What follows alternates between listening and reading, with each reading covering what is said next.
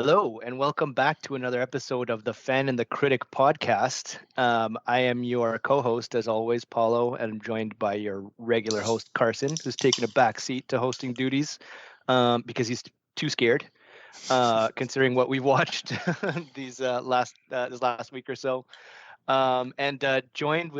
Joining us today, my God, we have a returning guest, B-Ball. Welcome back. Glad to be back. I was going to say he's giving a thumbs up to everyone who's listening and not watching. I'm a natural on podcasts. What can I say? lots of hand gestures. And now joining Carlos us is silently roasting me for the people listening. You stole my thunder. Our new guest is Carlos, good friend of B-Ball. New to the podcast. Welcome, Carlos. We're super excited to have you, especially considering this idea was from you, basically. Well, I mean, I'm thrilled to be on, first and foremost, but I am absolutely over the moon that you guys finally decided to do some horror. I've been waiting for it. I've been listening to the podcast. I love the podcast. So I'm thrilled to be on, ready to talk some scary stuff. Yeah, I think we've done like 70 episodes or something by now, and the only horror movies I can remember is the one where we did really terrible horror. Like, they ended up more being horror, but I remember when we made B-Ball watch Gutterballs, and that was terrible. And then we also did they definitely did horror. And then the full It's review like of the horror. Wreck and Quarantine franchise we did, like 6 movies worth. But that's about it. That's all we've done. It's like it's like an appetizer of horror. Yeah. No straight up horror. I'm sorry. I would just warn people to not watch the movie Gutterballs. I knew that was coming back. And that anyone that says that they don't think that that's a horror movie has not seen that movie, Carlos. I haven't seen that movie. I don't know what Gutterball is. Don't. All right. It's a different type of horror for sure. It's horrible. Maybe is a better Yes. horrible. Yeah, that's a great way of putting it. Yeah. This is more straight up horror. But this is a massive callback to one of the episodes that I was on, where this is like one of the most traumatic movies I've ever watched. These movies kick freaking ass. Hopefully faithful listeners are all like, yeah, no, we know exactly what you're talking about. Let's keep going here, guys. Yeah. Right? Yeah. I mean, it's really just you, Carlos. You are the faithful listener. I'm the one streamer. B-Ball. So, I mean, you've been here before, but we've changed things a bit recently. So do you want to introduce yourself to our new listeners, perhaps, with 3 characters that represent you? Fantastic. My name is Ben Ball, and 3 characters that represent me are Darkwing Duck, Spuds McKenzie, the Budweiser dog, and the I forget what her name is, but the main character from Showgirls. What? Why? She's got a dogged determination to make it. Yeah. All right. Okay. Do you want to elaborate any more on that, or is that? I mean, we can leave it at that. That's cool too. Sorry, I didn't understand. Did you want me to elaborate on? You don't. You do not have to. I feel like it's better if you don't leave it out self-explanatory. there. I think it's self-explanatory. Okay. I really explained funny. the third one already. Yeah. All right. Carlos, how about you introduce yourself with your 3 characters? Yeah. We're saying my name, Carlos Martinez. Hi, everybody. 3 characters. Yeah, I was thinking about them, in the few minutes that I got to think about it. For some reason, Mr. Incredible popped into my brain, from The Incredibles.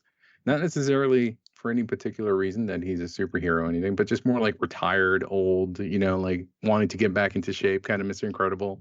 So more like a modern day Mr. Incredible, more like Mr. So-So, if I could put it that way.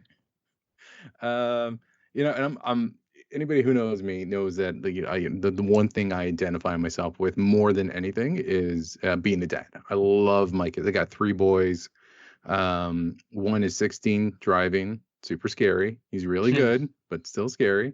Yeah. One of them is about to turn 8 in a week, next week, and then the other one is 5 years old. So I'm a big dad, and I'm a big family guy. So like John Krasinski in The Quiet Place, keeping in theme with with the scary stuff like that. That really resonates with me. How he'll do anything for his kids. I think that's a big one for me. And then the last one, again, before we jumped on, we were talking about guilty pleasures. Another one that I watch at least two times a year is Grown Ups. Fantastic. Not Grown Ups 2, just the first one. There's no frame of reference here, Carlos, between 1 and 2, so you don't have to make that fair distinction. enough. My point being is that, well, I love that movie, and I love Adam Sandler's character and the characters from the other, like just these guys who have grown up and have separated. They used to be really tight knit, and then they're trying to find and capture a lot of that stuff now that they're older and trying to instill the stuff that we had as kids, right? We think about what our kids have today and all the things that we didn't, and so that really resonates with me. So if I think of characters, like those are the three main ones that come to mind. That is very well thought out, considering we did only give you like 3 minutes.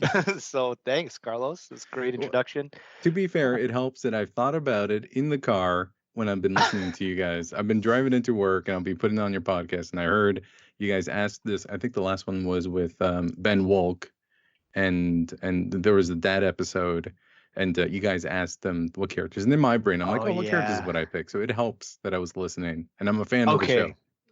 Yes, I mean, you've proven it for sure. There you go. I think you're the only one that has not come as a surprise to the whole intro thing, because we forget every single time to tell our guests. All right, well, let's get right to it. The reason we have Carlos here today, other than we just want to talk to him, is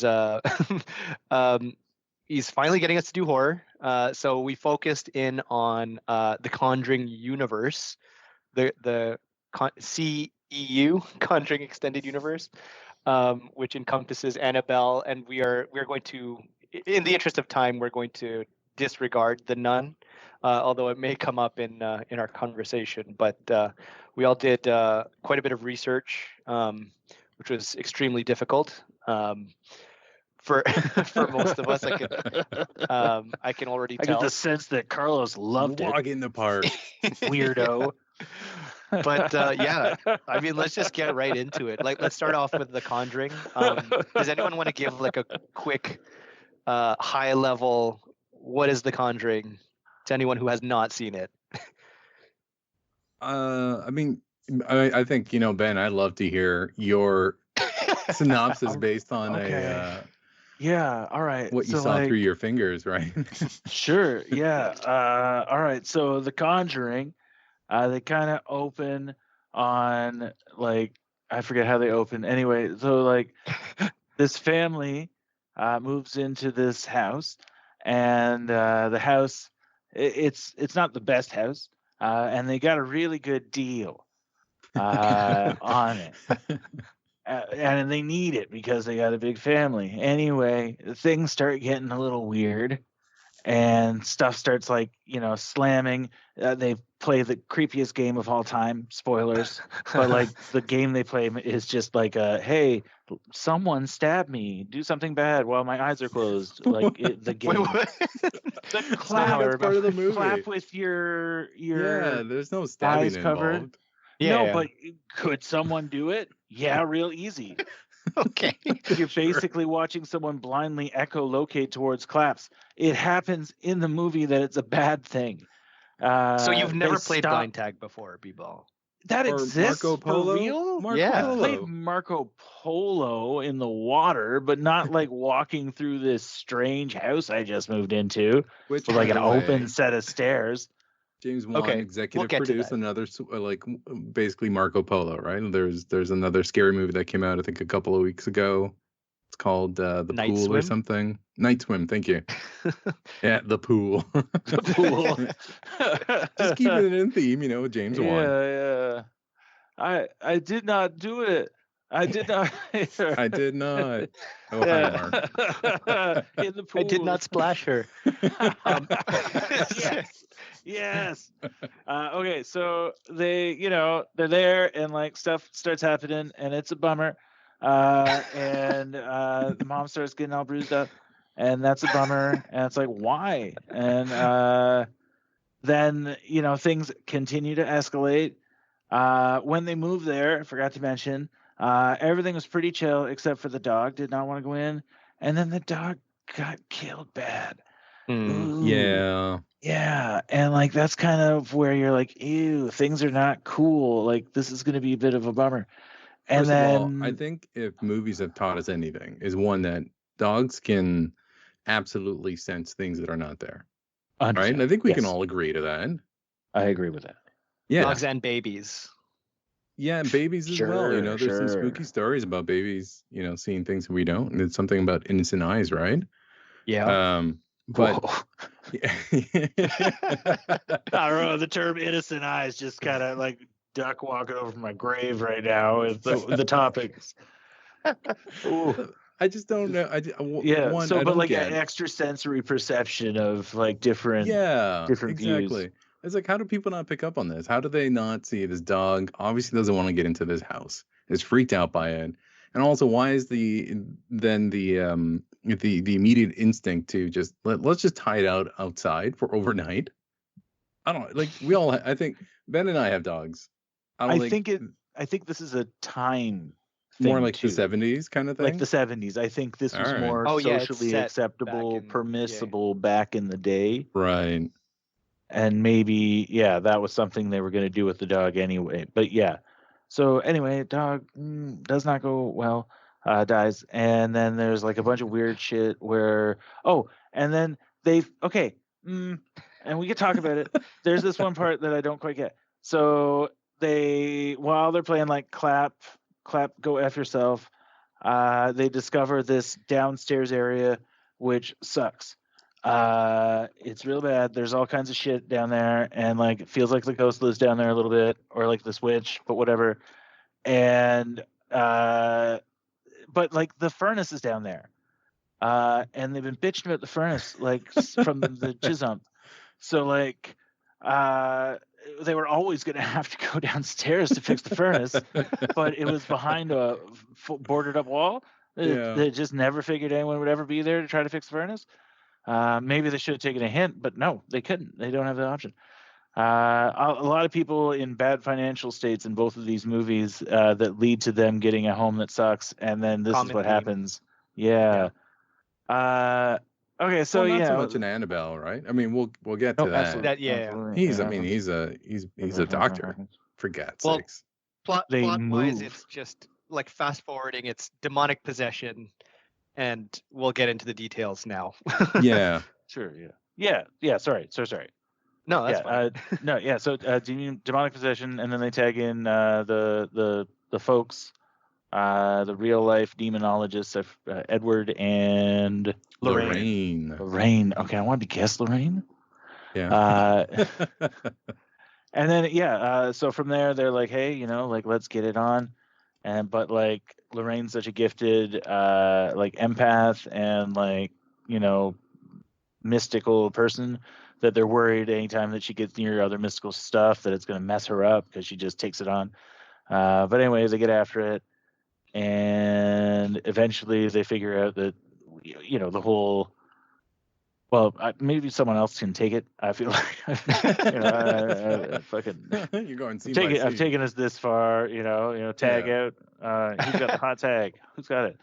Well, yeah, I'll wrap it up. I mean, like plot wise, the mother, she's the one who's getting tormented the most by the spirit or whatever the presence is. She ends up getting possessed. Spirit, I would say, yeah. Yeah. A demon of some kind. Yeah. She ends up getting possessed. Spoiler alert, by the way. She ends up getting possessed, and then Ed and Lorraine Warren have to do this the whole exorcism to save her and make her family happy again. Pretty much story, right? Yeah. But like let's go into I guess details now around like the scares and like the build up and everything, because there's a lot of common themes across. Well, I mean, we're not getting into the other Conjuring movies, although I watched them. I did that to myself. Did you watch? Did you watch all the Conjurings, all the Annabelles, all the Nuns, and no. Okay. I watched all the Conjurings. I had seen The Conjuring a long time ago, which is probably the scariest one out of all the movies that I watched for this. So the original one, and then I watched Annabelle 1, and I've seen The Nun as well, which is even Okay. further out of the scope that we're going to focus on today. No, that's fair. But yeah, I did it for some strange reason. This is the podcast that I did the most research for. Yeah, I think we were all surprised when you were messaging us. We're like, I'm on number 2. No, I'm on number 3. I'm like, what are you doing? I don't know. I couldn't answer. I've been possessed. That's like the But, same with me whenever we do like those Asylum episodes, and they're like absolutely terrible movies, and for some reason I end up watching like 4 or 5, and I don't know why. Sometimes you just get it going. Well, luckily these are quality-wise, these are much better than Asylum movies. Number one, like The Conjuring, very solid, very scary movie. Probably one of the most scary movies I'd seen at the time. There's like especially some really creative and unique scares that I'd never seen before. So I think it was like groundbreaking almost. The one that comes to mind for me is like when the mother is hanging her clothes out in Such a good scare. Yeah, so it's like a windy day, she's hanging her clothes on the clothesline, and then the wind blows like one of her bed sheets, and it gets caught as if someone's standing next to her, but you don't see it, right? So it's like the bed sheet stops like literally right next to her with a figure, and then it like flies away into the window or like to the window of the house, like showing that the spirit is like traveling into her house towards her baby, something, right? I No, like it's towards those. the mom, Okay. right? Because it's Lorraine that's outside, Oh, okay. I right? mixed Doing up all the the characters. laundry. Yeah. Right, taking the load off Yeah. of them so that they can take a break. And what I love about the movies is specifically that scene is that James Wan does a great job of showing two sides of these ghosts, right? There's two spirits.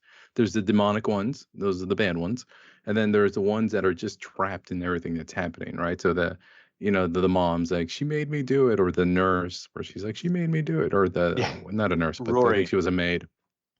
And then Lori, yeah. So I think in that scare, it's not the demonic presence, but instead it's one of the nice ones that are trying to warn Lorraine that what's happening. So they get stuck on the sheet, and then it gives the eye, like it shows what's happening and directs the eye to the room where the mom is, and to tell her, hey, get up there, right? Stuff's happening. That's a much better explanation. I butchered that. I apologize. No, you did fine.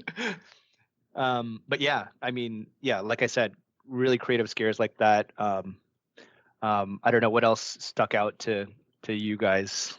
I was gonna say that like the ones that I liked were the ones that kind of like what you just said, spooky, but they don't show too much.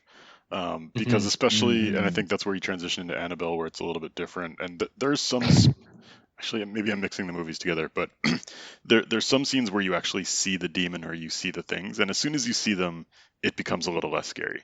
So I appreciated the ones where it's like, here's a spooky thing, and then you quickly move on from it without like processing it too quickly. So I definitely liked those ones a bit more. Yeah, I know we don't want to talk too much about both of them, but Carson, I do want to just echo that sentiment that both in The Conjuring and in Annabelle, it was interesting because I don't watch very many scary movies. The palpable, almost sense of relief you feel once you see the monster in Annabelle. Like you see the demon, like Matra or whatever it's called. Sorry, Vishaba. Vaktar. What? No, that's the other one. Oh. No, this is this one. Well, the Conjuring. Okay, what's the name of the demon in the Conjuring? Because I was referencing the Annabelle one. Oh, I'm sorry. Yeah, you're right. So the one in Conjuring is Bishaba, isn't there? Bishop. I forget how to pronounce that. Sure. But yeah, no. Okay, let's not say its name. Anyways, You're supposed to. That's the point. Oh, right. It removes its power by saying its name. Oh but like, yeah, once you can actually see it, there is like it's much less terrifying. Like, for some reason, like the scare that really got me was when the kids are all in their room and they just get yanked out of bed by their feet out of nowhere. Yep. And like those, you just get yanked kind of scares. Those freak me out. Like, and also, yeah, just any sort of those situations where people are moved, any interaction completely with that helpless. freaking basement, Yeah. like that basement, they do a great job of showing you an open plane where there are possibilities and just making you sit in it and think about what are you going to see next?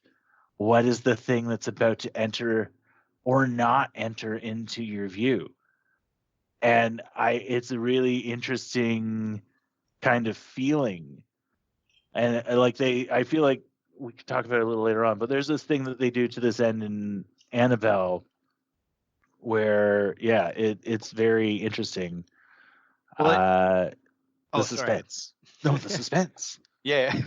I mean, it builds on a really real fear of, like, if you're going to boil it down to just the dark, right? Like, when you're scared of the dark, it's just the shadows, like being in your own home. And, like, for me, I have to keep my baby's room pitch black. Otherwise, she wakes up and starts crying, right? But when she does start crying, I have to go in there into a pitch black room and go and find her, soothe her, and put it back in her mouth, all in the dark, where there's like tiny bits of light, so I can have nice little people-sized shadows on the walls, and I don't know, like, if there's a person standing in the corner or if I'm just in there by myself. But, like, James Wan, to his credit, in a lot of these movies, although he he goes a little bit off the rails in the later ones, but like, he uses that really well, like, just the shadows. He puts things in the shadows, or sometimes he doesn't, and you still have, like, so much tension because you're waiting for something to happen, but it may or may not.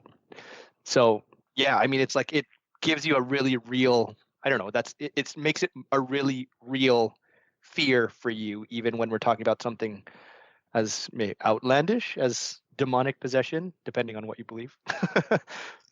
So for me, sorry, Ben, No, go. I don't want to. Yeah, I mean, for me, there's so many good scares, guys. I absolutely love this movie. I want to call out the fact that it starts off with a horror short, right? With Annabelle, sets up the whole premise around Annabelle. That like really sets the tone. How scary this freaking movie is going to be. All the knocking in the middle of the night, all the writing on the walls. Did you miss me on the note? How she opens the door and there's nobody there, and then all of a sudden the knocking's right beside her in the closet. Oh my God, James Wan, yes, absolutely, that's amazing. I was so happy. The other thing that I also hate him for and love him for is historically, and this is why I absolutely love James Wan. As we watch, like, you think about like Nightmare on Elm Street or any of like the slasher films like Jason, or any of historically, we're supposed to be, as a viewer, we're supposed to be safe in the daytime. Daytime is supposed to be that's safe zone time. Bad things only happen at night when we can't see in the corners or the recesses of our basements or of our rooms. Like, so, just like you were saying, Paul, right? That everything hides in the shadows. So when there's light, when there's no shadows, we should not be scared, right? So he eases us in. We feel comfortable. We're like, all right, nothing is happening in this scene, and boom, scare after freaking scare. Like the one with the laundry is a great example of that. Yeah. What the hell, right? Like, what are you doing, James? Why are you scaring the crap out of me? And it's daytime. Oh man, I loved it. Absolutely loved it. I'm jealous of Carson and Ben, who got to watch this for the first time, because I remember watching it and just being thrilled. Because if you think about the movies that used to scare us back in the day, right? Again, Nightmare on Elm Street. You go back and watch Nightmare on Elm Street, it does not hold up. At one point, Freddy's chasing somebody up the stairs, and I kid you not, the main protagonist, the girl, waits at the top of the stairs from the basement, waits for him to get really close, and then hits him with the door, and he falls down the stairs of the basement. It's just funny. It's hilarious, right? And it just doesn't hold. So we're so used to. We go look at the '90s, and I Know What You Did Last Summer. What's the other one? The one with the phone calls coming from inside the room, or inside the house. Scream, yeah, thank you. So you think about those being scary. Like James Wan, what he does is he completely, like, those are kids movies now. Those movies are no longer scary to anybody after watching The Conjuring. I absolutely love James Wan and what he's done, and again, making you feel safe and then scaring the crap out of you in those moments is absolutely brilliant. But I think the scariest part for me would probably be the clapping scene. Right. So the mom hears the girls playing the clap game. She gets up. You're supposed to be in bed. It's late. And she goes into each of their beds, and they're all in their bed sleeping. And she hears the clap again downstairs coming from the living room or something. She hears footsteps running around, like a little girl, kind of giggling, and it's leading her to the basement. All the lights go out, right? And she's trying to. Who uses matches? Like, see what I mean? Who uses Who matches? uses What the hell? matches? Is that It's not like the amazing. second time too? Like Ron Livingston went down there with matches as well, Yeah. and they have flashlights. Flashlights yeah, exist in this they universe. show later Because that they The have flashlights come up matches later. and the flashlights are right next to each other, but they take the match. Oh my god! I did not realize that. You're shitting me. No, I'm Come just on. kidding. No, Okay, he's sorry. joking. He's Yeah, joking. but still, yeah. Like, But come I on, love it. guys. And I Yes. love that they kept like you don't know. Again, watching it now and watching it again, I knew it was going to happen. But in the moment, how they kept panning between her face, the mom's face, and looking down the stairs to the basement, like all the shadows. I thought something was going to come up running up the stairs. I was not expecting the clap next to the ear out of the darkness. And there was like 3 or 4 times where they panned back and forth until we finally got that incredibly scary friggin' scene. I was so happy watching it again. I'm like, this is amazing. He's There's brilliant, so much absolutely glee on brilliant. Carlos's face right now. Yeah. I love So this movie. to clarify one of your comments, Carlos, this was actually not the first time I saw it. I did watch it right when it first came out, and I completely forgot it. And so when I was rewatching it, I kind of was almost like rewatching it for the first time. But every time there were certain memorable scenes, especially that clap scene, after I didn't see it coming, but then after I saw it, I was like, oh, now I remember this. I've seen this before. But it was a long enough time that I wasn't anticipating like I did. It was basically as if I was watching it fresh for the first time. Yeah, fair enough. Well, I apologize, but like, yeah, it's such a good scare. Such a good scare. And to be the dissenting opinion here, I don't disagree with anything you guys say. Like, the best way that I can sum up The Conjuring is I didn't like it, but that doesn't mean it's a bad movie. It's just like not my particular movie. So like I respect the technique, I respect the style of it. It's just the type of thing where it's like it seemed very based on jump scares, and as soon as the jump scare is gone, it's like, and I'm not going to pretend they don't scare me, because it's like, yeah, I do get spooked in the moment, but as soon as it's done, then it's like, okay, it happened, and now there's nothing left for me. So I would say at the end of the day, like, the characters didn't get me enough invested in the story that it actually made me care about whether something happened to them. I was actually, this makes me sound like an evil person, but semi-disappointed that no one died at the end, because I was fully expecting that.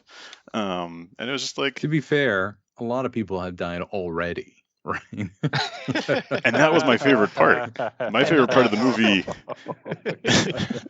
Oh, this is making me sound really bad right now. But when they start going into the backstory about like the witch and like how she like killed herself at a certain time, I was like, I loved that backstory. That was fun. Yeah. Anytime Ed was trying to explain the paranormal, that's where the movie started to lose me a bit. Like there was one scene where he said, "Oh, 3 knocks in the night from a door means they're trying to insult the Holy Trinity." I was like, I don't think God's going to be insulted by your door banging on there. But yeah, that stuff lost me a little bit. Yeah, fair enough.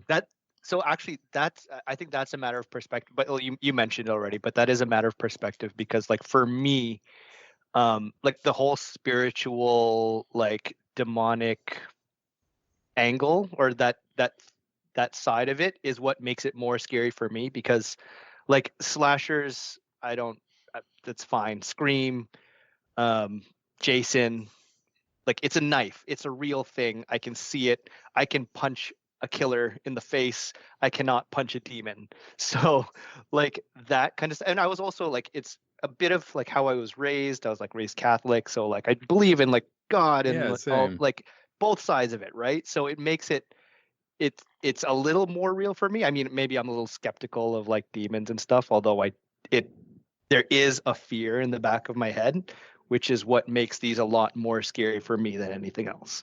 So, I mean, like, I don't blame you, Carson, for not being as scared of that stuff, or like the context that Ed and Lorraine Warren give in the movies, which I mean, in the other ones, some of that it does get kind of like I felt like a little maybe cheesy even for at certain parts, but I mean it's still all within that realm and it's all still scary to me. And I should mention, I usually love spiritual stuff, like all the background that comes in the movie Constantine. Like, I know that's less of a horror movie, but like, I love that type of world building and background and all that spiritual stuff. It was particularly like Ed's delivery of it that I felt wasn't written very Okay, well. fair enough. So it's more the actor and his take on how to say the lines around Yeah, the I thought spiritual Lorraine pieces. did well. Like the stuff that she Yeah. explained and the stuff that she was involved in, I could buy her character. The rest of the characters, I was like, eh. It's funny because Ed is the more like real, like more grounded in reality. He's like where Lorraine is like the psychic, and she has, I mean, especially in the later movie, she has like she has powers basically, like superpowers. Yeah, superpowers. Yeah. In the third movie, I think she picks out the right knife and right, yeah. Which one was a murder weapon? It's like a party and then trick. that gets like the police to decide, okay, we're gonna help these random people that walked into our station talking about demons. But anyways, that's a whole other. So there's two things I want to mention there. One, again, where James Wan does a brilliant job. So typically in these movies, there's this one big scare, and then it's off to the next scene, right? It's okay, we're back to a safe space. And what he does, like with the clapping scene, we get the clapping scene where the mom again is trapped in the basement, and the clap happens, and then we're supposed to be okay. We got our big scare. That's done. We can start to kind of sigh and then start to breathe normally, but then we're back to the girls and then all the haunting that's happening with them, and like the little girl's knocking her head against the armoire or whatever that closet thing is, and she brings it back into the bed and like, hey, just the sister's like, just stay with me tonight, and then the knocking still continues, and then she looks up and there's the demon thing, and then it's like, we're supposed to be safe, folks. Why? What the hell? Right. So that's one thing. And then the other thing I'll say, to Carson's point, everything does become a lot less scary once the thing is revealed, right? Or to a certain degree. It's the reason why I like Jaws, right? Like Jaws is classic, scary movie from the 70s. I think infamously the shark was only on the screen for like 4 minutes, I think, in total, which is crazy. The movie's what, an hour and a half, an hour and 20 minutes long. Mm-hmm. And the thing that we're supposed to be most scared of, and did genuinely scare an entire, I think, generation from not going to the beach. But the fact that it was only on screen for like 4 minutes really says something. And then that's why I love James Wan. He doesn't show, well, at least in The Conjuring, doesn't show the thing or the thing that's scary. Once we get to Annabelle, it becomes a little bit different, especially around the end. But we'll talk about how endings in horror movies are a bit of a mess anyways. Yet, so going back to like on that note, and with my confusion, I talked about when we were preparing for this that I had confused The Conjuring with Insidious, for two reasons. Number one, what's it, Patrick Wilson? What's his name? The main guy? Yeah, Patrick something. Wilson. Yeah, it sounds right. Yeah, Patrick Wilson. So he's the main character in both of these like these horror franchises. Mm-hmm. And I was more gung-ho about watching Insidious, not realizing that we were talking about The Conjuring, and because Insidious is a lot. I mean, it's similar. It's also scary, but less scary. It's also James Wan, but he also shows a lot more in Insidious. Like it has like the whole red face demon. Yeah, which I mean, it's scary, but then the second you see him, it's a jump scare. But you see him and it's like a clown, like. It's completely gone. Like there's no fear at all. And it is something that you get into a lot more in like the later Conjuring movies, Annabelle especially, that we will actually be talking about. But yeah, I mean I think that there's a lot more subtlety in the first Conjuring, which adds to the experience. I got a bit of some fun trivia if y'all want to hear it. Because I wanted to kind of catch some of like the behind the scenes or the Easter eggs of the movie. So funny enough, so Joseph Bashara, who's known as the composer, having done the music for Insidious and the Conjuring universe, he has actually played Bathsheba. So he was the demon in that. And he's also, I think, the red face guy, the demonic guy in Insidious. Oh, Yeah, so he plays that role. So on top of doing the music, he's also on the screen as well, playing these hideous demons. There's some neat stuff around like with the Conjuring, how in the post credits. I don't know if you guys stick around to see like the still shots of like the cemetery. There's a fraction where the cross on one of the headstones flips upside down. That's kind of a neat call no. out. Yeah, it's pretty neat.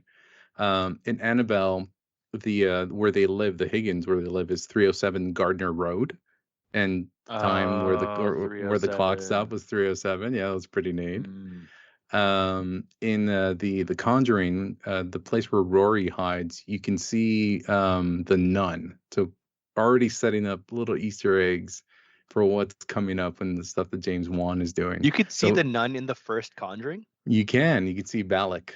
It's in. I'll post I'll send you a still image, but you can see the nun in one of the pictures where Rory hides. Just again, starting to plant the seeds of how he's building out this universe. It's so brilliant.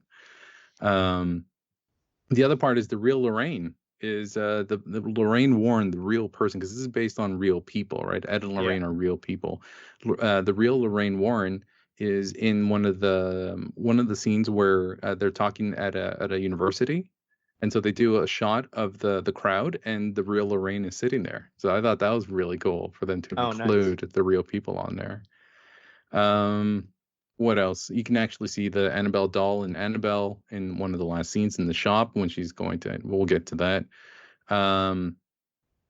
Yeah, that's about it. I mean, I think there's some other stuff going on there, but yeah, those are some of the neat things that I wanted to look up because I know James Wan loves to do this, right? He loves to include pieces of it's like when the Avengers, the guy who worked on what's it called?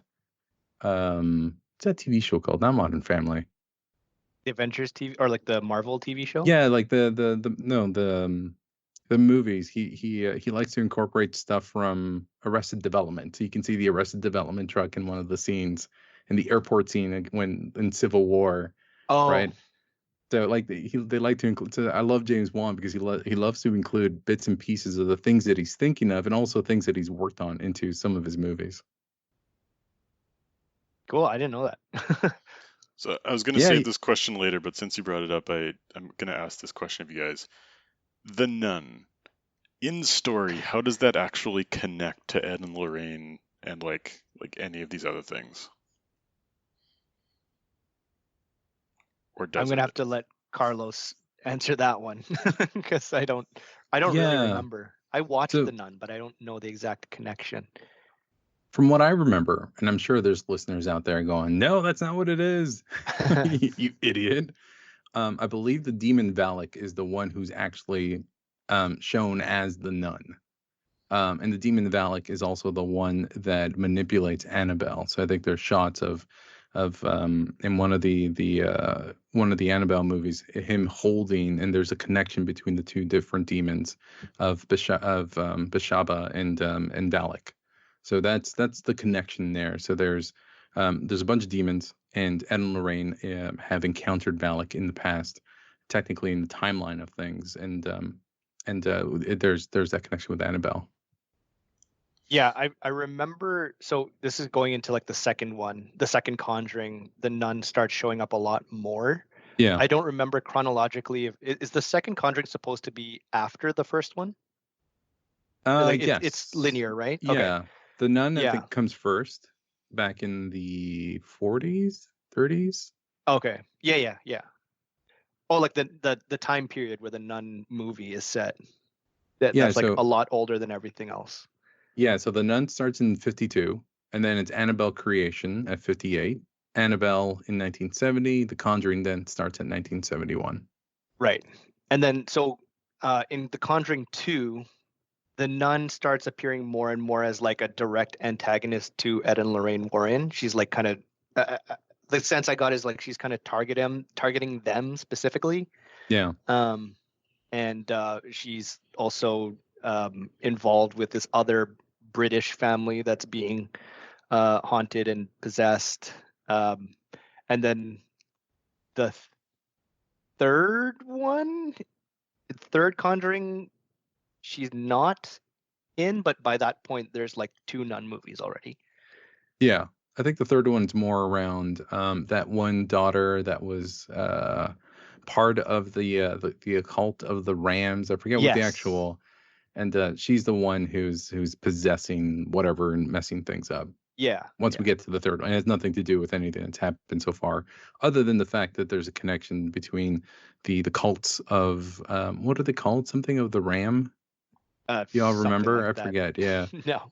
Whatever the We're the Charlie, only ones that have. Disciples of the ripoff Ram or Charlotte's something. Men, They mentioned it in Disciples of Annabelle. Rams. Yeah, exactly. Oh yeah. So I guess we're starting to get into Annabelle territory. Should Yeah. we? My last Take comment it? I'll make on that one is, of the good things I do like about these movies, I do like that the whole connectedness and the fact that it feels like a bigger universe. I like that Ed and Lorraine's little Indiana Jones room where it's like all these little things from the various adventures. So I liked that, and I liked that it kind of opened things up. Yeah, that part was fun. Can we spend some time, Ben? Ben, I'd be curious about to get your opinion on this. If you're a demonologist or a collector, an aficionado of all demon things, Yep. do you think your basement is the best place to keep this stuff? You know, here's the crazy thing about it, and it reminded me of the movie Ghostbusters. Okay. You know, because they end up with that containment pod full of ghosts, and it's a real, you just don't have a choice, right? But You're that's the immediately Ghostbusters. debunked. You have the ghost container. Yeah, they You don't have a explain, choice. right? There are no other choices. No, I think there's plenty of choices. First of all, I mean, you What? could just bury those things in the yard or something. No, I actually those bought into things the are the explanation. sort of things that you bury and things dig them up. Okay, you cannot.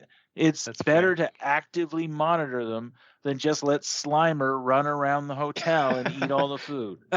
I do feel like it would be a little bit different if you have a kid and your kid is living in your house, but that was one of the lines, like, as I mentioned, they had cheesy lines, but the ones where Ed was saying, he's like, hey, you can't destroy these things. They're out in the world. We would rather have them here and like be able to manage them appropriately than just like let them sit out there. I actually bought that. I was like, okay, that's fine. My problem with that, though, is immediately debunked, right? Because what happens in The Conjuring? Later on, the locks don't do anything, folks, right? The demon is able to VPN into their house, unlock the door, get Annabelle for some reason, and put him. And then the little girl is like, "Where's Mom? Is that you, Dad?" Like, and she has access to that basement. The locks are for nothing. Immediately, whatever thoughts they had around containment and essentially this demon prison they got going on in their basement is automatically gone, because that's what it is. It's a demon prison. Yeah, it's true. Again, what do? Do you stick the demon prison with someone else? Does that become someone else's demon prison? Who do you get to take on the demon prison once, you don't have a demon prison all of a sudden, right? Church. You imprison one demon, right? And you're like, actually, we've got this guy. He doesn't even give a shit. He just stays in his little popcorn machine, like that's what he likes. And then you get like 2 or 3 other pretty nonviolent demons, and then you got a collection, and no one wants like 5 demons. The priest isn't going to be like, wait, you got like 5 of them? No, we'll take 1 demon. Get out of here. 5. And then Lorraine also has superpowers, so it's fine. She's probably picking up demons left and right, too. She goes out to the grocery store. 2 to 3 demons come home. Like, let's put them in there. The milk was haunted. I can't believe it. Again. I need a fridge container.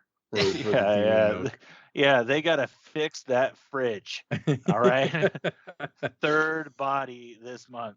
I'm sick of having to bring him back here because the store clerk's a dick. Isn't that what happens, though, in one of the later Annabelles where, like, the daughter of Ed and Lorraine Warren goes into that room and she, like, sets Annabelle free or something, which I think lends to the point of they shouldn't be there. Yeah, there's funny enough, what I will say is about the Annabelle movies is the second Annabelle movie, not to get into Annabelle quite just yet, but the second one's really freaking good. So I have thoughts about the first one. And we'll get into that when we get there. But the second I one's really feel good. like we're really edging this Annabelle movie. Like, oh wait, well before we talk about what I'm hoping happens what? here is y'all have fun with this, and then we keep, we're teasing these other movies, and obviously I just want to make Carson and Ben watch these other movies. That's my goal here, because those other movies that we are follow just as up. fun. Have a follow up. Not as scary though, for what it's worth. They definitely are not as scary. Like, speaking from experience for Conjuring 2 and 3, Conjuring 3 gets a little more funny. Just because that's the one with the court case. Like really quick, at the danger of going too far off topic, it's this guy who, like, he gets possessed because his little brother was possessed. So he offered himself to the demon so he would leave his brother alone. And then the demon makes him kill his landlord. His landlord was getting a little handsy though with his wife.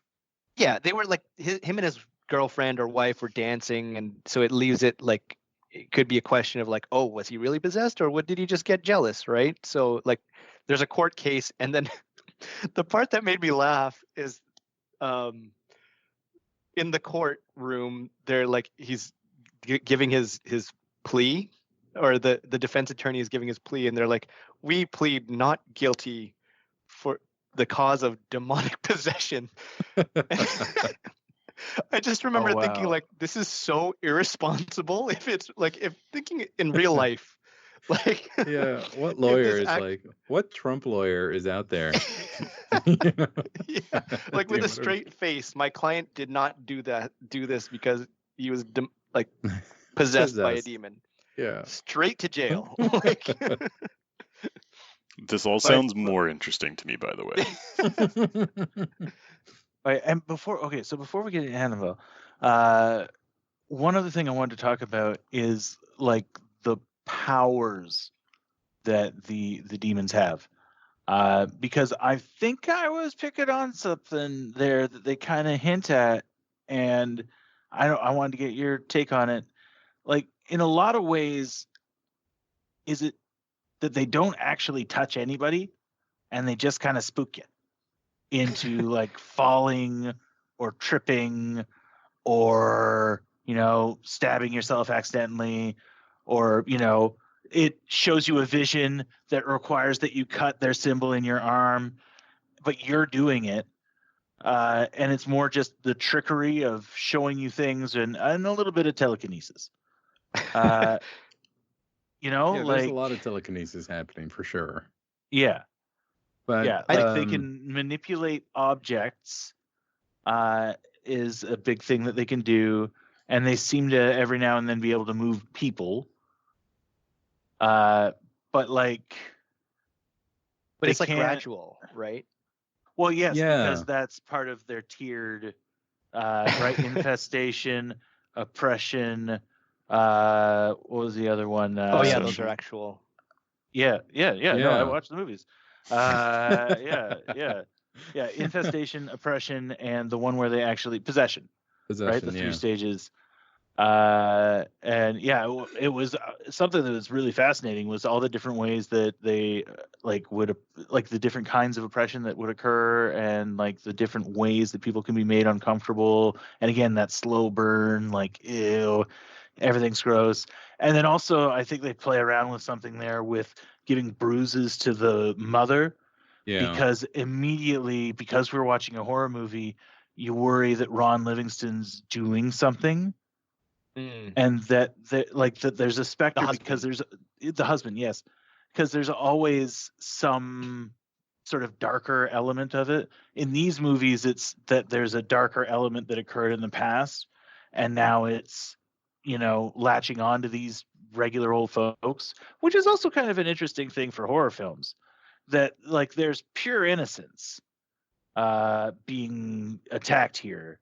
They don't go off in the woods and bone on prom night in these movies. Like they're just a small, they're just a small family trying to get a good deal on a house, and they just get effed.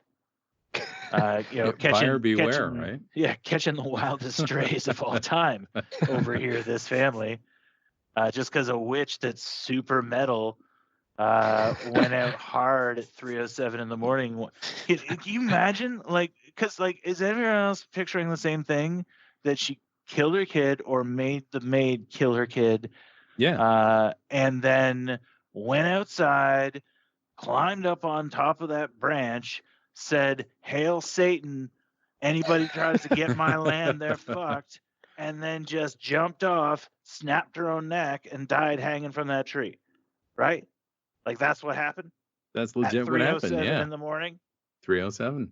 Like, whoa. That's what I was saying. That's my favorite part of the movie. That's like, It's that's insane. what I enjoyed. When someone actually died. Yeah. But no we know what S Carson that's likes going to now. cause the haunting of a thing, man. You do that, like, guarantee you do something. Also, I did not like the number of times that people just appeared to jump at someone and then, like, dematerialized into dust or whatever. Yeah. I don't like that. Yeah, I don't like that at all. I agree with that. And it's led to an interesting thing that I'm not sure about now. You all got kids, right? If any of your kids just Oh man. pause in front of me and then start to run towards me, it's on sight. I don't know what's gonna happen. I don't know what's gonna if they like go, and their hands go up. I'm dodging. Like I'm. They're not getting a hug. I'm running. Like, Well, Paula, your little girl's not walking yet, right? No, it'll be she's some time. not Yeah, even she's 1 6 year months. old yet. She Six. is February now, so coming up on 7. Okay, yeah. So about a year is when they start to walk. You could be a proud parent if they do it before, right? You get to show that off. But what I will say is, yeah, no, I mean that's the thing is, like, my kid started walking at 10 months. It's a real kind of parent milestone that they like to lord over other parents. My kids were normies and walked at 12 months like the rest of the folks. All right, so start working their legs like this at night, Paul. I'll get them ready. Yeah, in the pitch black room. My point being is that that's a real thing, Ben. That's a legit real thing. I can't tell you I'm sure how many nights it's like 2-3 o'clock in the morning. I'm sound asleep. I mean, I looked at Carson to confirm this. You've got to get up and you got to work their little legs so that they're going to be able to be the no. It's like 2 or 3 o'clock in the morning, and in the pitch dark, right up on my face, I'll hear Dada. I'm like, what the fuck? Get out of here! Oh man, I've had to restrain myself from punching because that's my initial instinct is to like all of a sudden human face next to me, and my brain hasn't had the time to realize that it's my son. He just had a bad dream, or he needed my favorite is I need more water. It's like, dude, it's 3 o'clock in the morning. What do you mean you need more water? It's like my water bottle's empty. Like, oh I don't have the water. Yeah, so that has not happened to me yet. I am going to step in here with unsolicited parent advice. Do not try to make your kid walk before they're ready. That can damage their hips. Make them walk when they're ready. Don't be one of those parents. Anyway, that what you've described, Carlos, I know it's going to happen at some point. It has not happened yet. Thankfully, my girl, when she goes to bed, like, she has never even got out of her crib, even though we took the wall down. But I am fully expecting that that's going to happen fairly soon because she can walk and she can open doors. So it's only a matter of time that she learns to walk down the hallway and into the room. I hope I don't punch her in the face. Yeah. My favorite is I had my nephew sleeping over, so he had to sleep over with my other son Toby at the time, and they were about 7, and it was 4 o'clock in the morning, and I wake up because I don't know about you guys, but I've always had a really good sense of like the pressure change in the room because there's another body inside the room, and so like I've always been like, I just wake up normal, like I'm like, what? I feel like there's something in the room kind of thing, and sure enough, there's my nephew. And it's pitch dark. All I see is a silhouette of a little kid that I'm not used to seeing, right? Because he's sleeping over. So I know it's not Toby, and I know it's not Wesley. And Felix at the time was non-existent, I don't think. But he's like, Tio, which is the Spanish word for uncle. He's like, Tio.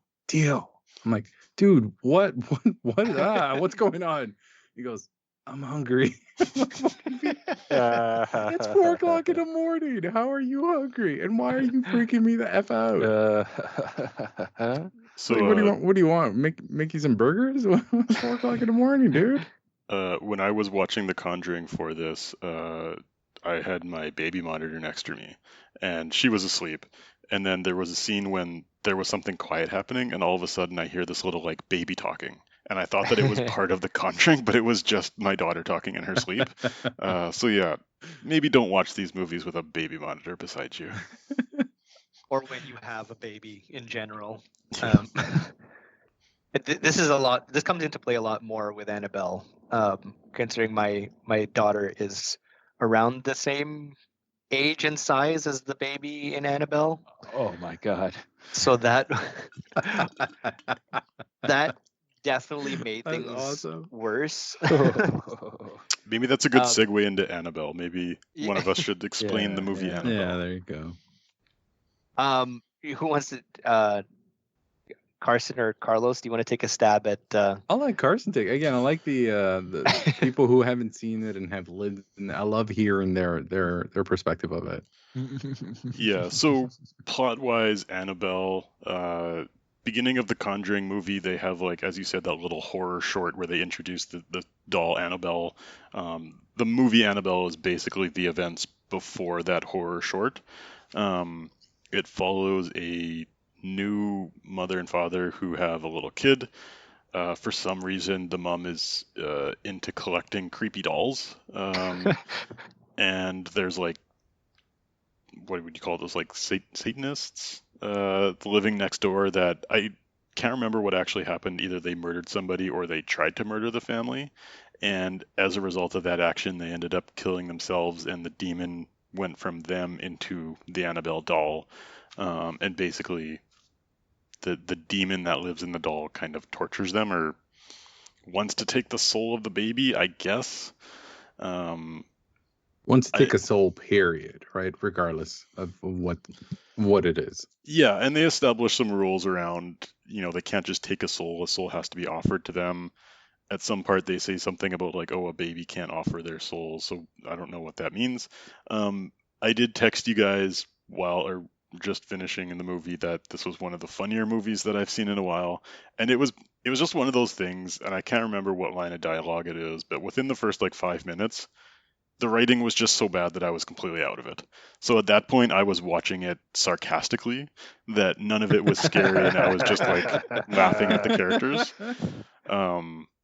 And yeah, it just, like, for all the good things you can say about The Conjuring in terms of it's well made, James Wan does a good job. Like, I'm sure there's maybe some decent scares in this, but, like, it's just not a very well written movie. And I'll make the bold statement, referencing back to our early conversation about asylum movies. If horror movies are on a spectrum from Asylum to Conjuring, I would say Annabelle is probably right in the middle. Like, it's definitely not an Asylum movie. It's not that bad. But it is drastically different in terms of quality and writing and acting than The Conjuring. And so for me, like, again, The Conjuring is not a movie that I typically enjoyed, but I respected it. I understood, like, I recognize it as a well-made movie. Annabelle was not that. So I was just waiting for, like, a little doll to run across, like, a hallway floor at some point, which unfortunately we never got. But yeah, I guess I was just you want out to of see it for the most of it. Chucky-like animation of Yeah, I was waiting okay. for that. I gotcha. For me, for Annabelle, is a little more about the characters that I didn't. Not that I didn't like them, but I thought they were kind of odd. Like, there's small nitpicky things, like for the mother. I'm not judging a mother or mothers, but this one in particular, the lady in the movie, I couldn't get over the fact that she kept leaving her baby everywhere to do things. Like, Right. like, sure, maybe your baby can't crawl or walk, but you don't leave your baby in an apartment and then go, like, down an elevator into a storage room to do things and expect everything's gonna be fine. I guess maybe, I don't know. This is just, for me, like, with a baby, I could not imagine doing that. Like, I can't even leave my baby on her changing pad to wash my hands in the next room without like freaking out. But the mother does this constantly. And there's another one where she leaves her baby like next to a bookshelf, and then she goes into a different room, and then the demon like locks the door and starts throwing books off the bookshelf. That was pretty funny. The baby. And like she lets like the stroller goes into the road. It's a lot of that. So that kind of took me out of it a little bit. And then also another character is the bookshop lady, who I think she's supposed to be a bit of a red herring. But she like takes an immediate interest in the couple with the child because they've just moved in. She seems already odd a lot, and she's kind of, I don't know, she's just really invested in their lives out of nowhere. And then she ends up being like close friends with the mom, and then spoiler alert again, at the end she like gives her soul to the demon to save the mom and the baby at the end. And that kind of just came out of like, I know that It she really set it came up out of with, left field. yeah, It she did. set it up with like she lost her daughter before, and she like has this history, and she still has a purpose. But then like in the climax, it's like everything's happening, and then the lady just kind of walks into the room, takes the doll, and is like, "Okay, I'll save you guys now." Boom. I laughed at that point. I legitimately laughed. This is my purpose. I would have liked, in order to kind of cement some of that, in some imagery around maybe her, a vision of her daughter standing somewhere, or do you know what I mean? Something to represent, like she really came out of nowhere. redemption. Yeah. It really seemed like, hey, I'm gonna take one for the team here randomly. Person I met just a few days ago, I'm gonna sacrifice my life. You know, I got a bookstore and people who rely on me. The ending of this movie is tested like absolute trash, and we need to make sure these people live. So, I also did anyone else pick up on the fact that she literally uses the words that Patrick Wilson uses in The Conjuring to describe like what kind of entity that they're dealing with, and the type of industry that the demonologists are in. Like they hit on like almost direct quotes from the first movie when describing it, which was kind of funny because they did it so directly. I kind of thought they were foreshadowing that the folks were going to show up in this story. So I felt like I was pretty safe the whole time because they hadn't shown up yet. Interesting. You know, because I was like, okay, well, I didn't think anyone major would die because they hadn't really shown up yet. So like they haven't shown up. Yeah, like Ed and Lorraine, you mean? Yeah, Ed and Lorraine. Yeah, because Ed and Lorraine hadn't shown up. I'm like, well, it can't be resolved. And then I realized they were wrapping it up, and I'm like, oh, okay, I guess they're not in this. Also, I want to say, because they show right in the beginning of Conjuring that their first encounter with Annabelle happens with the nurses. Right? Oh, so it hasn't happened yet. Yeah. Right. Okay. This is how Annabelle got her start. Right. This is before them. Okay, game. that makes sense. Technically, that happens before in creation. But yeah. I did notice a commonality, and I made a joke. What do The Conjuring, Annabelle, and Antonio Banderas have in common? Oh, God. Yeah, no idea. Sons, lock up your mothers. Wait, Antonio Banderas? Yeah, because he's a lady killer. Oh, okay. Like he's real. I like how cool. uncomfortable Carson is right now. Yeah, because like ultimate demon possession bait in these movies are moms. Yeah. They like watch out. Demons are coming for your moms. Like even if you 100%. think it's coming for the baby, nope, it's coming for the mom. Swerve. That was just to get at the mom. What's up, mom? Psych. Yeah. This is another thing that bummed me out about this movie. Okay, and I don't know if everyone picked up on this, but like, Carson, you touched on it. Like that fucking doll isn't ever not just a doll in the whole fucking movie. It technically is at the beginning. before he gets possessed. No, Carlos. Here's the thing. No, it is a doll, and then it's an indicator that demon is around, and that demon likes using it when showing off its nonsense, right? Because there's that one scene that I think we all laughed at, all right? And it's when Annabelle levitates off the ground and then rotates to the camera, and behind it you can see the demon, and just behind it, and it's supposed to be very scary. You can tell it's supposed to be super, super scary, but you're scared for like a nanosecond, and then you're like, huh, so that's what it looks like. Huh. And then my mind goes to immediately, oh wait, we're watching a thing play with a doll.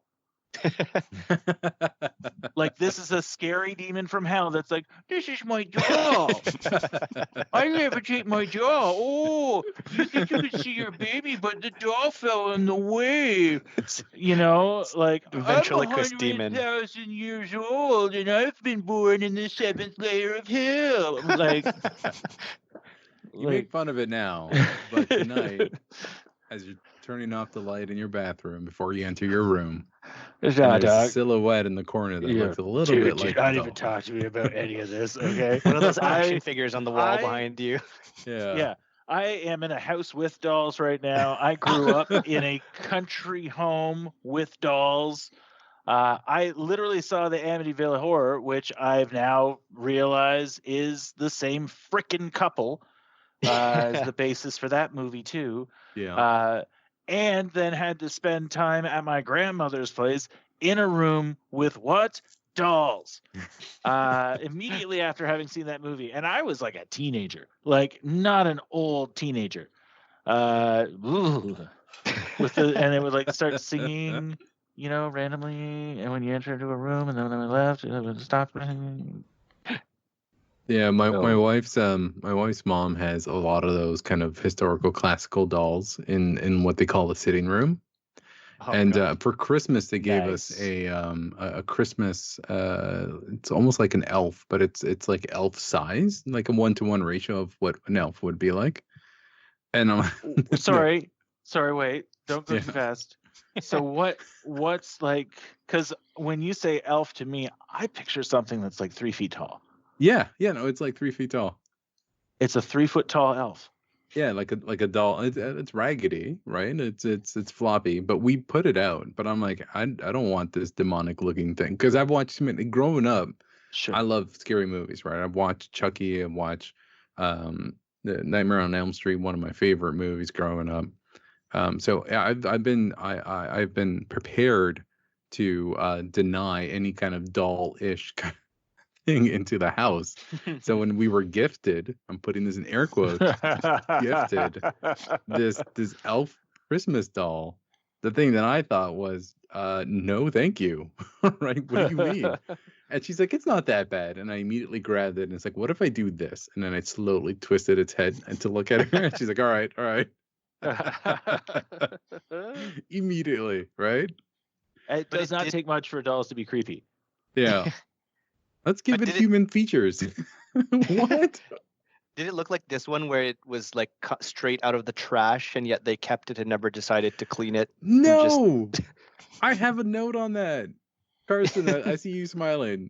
I did appreciate that a couple times in the movie, like when the husband first buys the doll, and she's like, oh, this is a collector's item. We've been looking for it everywhere. And it's a hideous looking doll.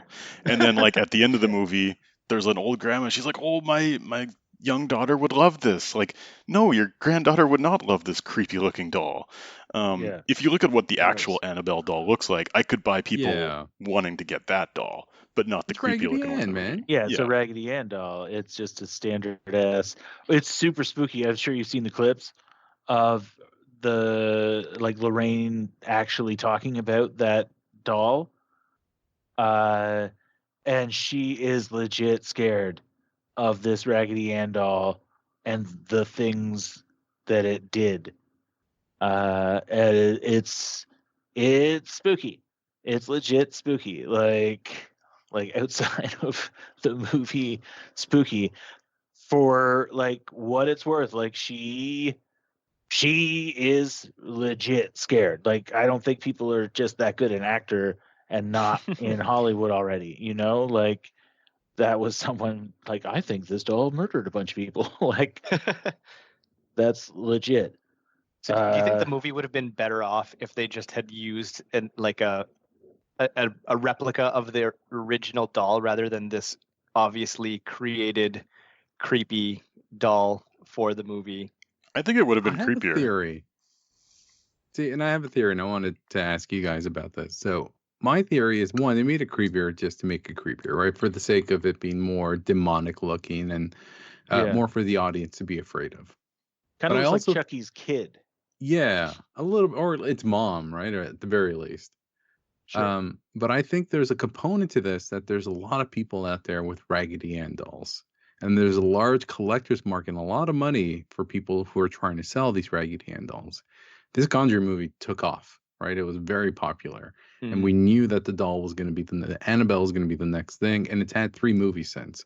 My theory is that they specifically didn't make it the Raggedy Ann doll because it was going to interfere with some of the marketing stuff that might either is happening or will happen in the future around the Raggedy Ann doll. No free promotions for Raggedy Ann. Yeah, well, no negative promotions. Don't tank our IP. Yeah. This doesn't fit parody law. We do not consent to you having our doll in this thing. Oh, that's because F you guys. 100%. Yeah, to Carlos's point, like we might want to sell these again sometime, guys. We don't need this to be the haunted doll. That's not our market. We don't want to go to, Gore Fest or whatever. By the way, I don't know if y'all, one thing that I've done, having watched movies like this, and like I love the based in true story, which is like somewhat loosely based, right? A lot of this stuff. I would hope so. Yeah, well, some of it, unfortunately, not so much loosely. But the point being is that there's an entire market. You go to eBay and actually buy haunted relics, which is super weird to me. You can go right now. There's a market for this stuff, guys. For those interested, I've even done a Ouija board in my home, but you can go to eBay right now and look up some haunted relics that you can actually legitimately buy. No. Yeah. I don't even want to type that into my computer, sir. Like, that's how much I don't want that business around me. Oh, I love it. Nah. Oh, man. I will say, okay, so having not watched any of the other movies, if, like, let's say they haven't done it yet, but, like, some movie down the road, if they, like, just replace Annabelle with a fully CGI Annabelle, don't tell anybody, and then she just kind of turns to the camera and blows you a kiss. I would just shit my pants. Like, I would fully shit my pants because it's just a doll. Like, the thing that, okay, they did it at the end of the movie because we're talking about everything. They did it at the end of the movie where they've returned to the, she's back in the cage in their basement. Spoilers. The popcorn machine, I think we established. Back in the popcorn machine. She's back in it. The Zoltan machine from Big. So she's back in it, and they just show the shot of, like, and it's just a long shot, and it's just a long ass shot, and you can see Annabelle, and nothing else is there, and you can see her, and you're looking at her, and then they just cut to black.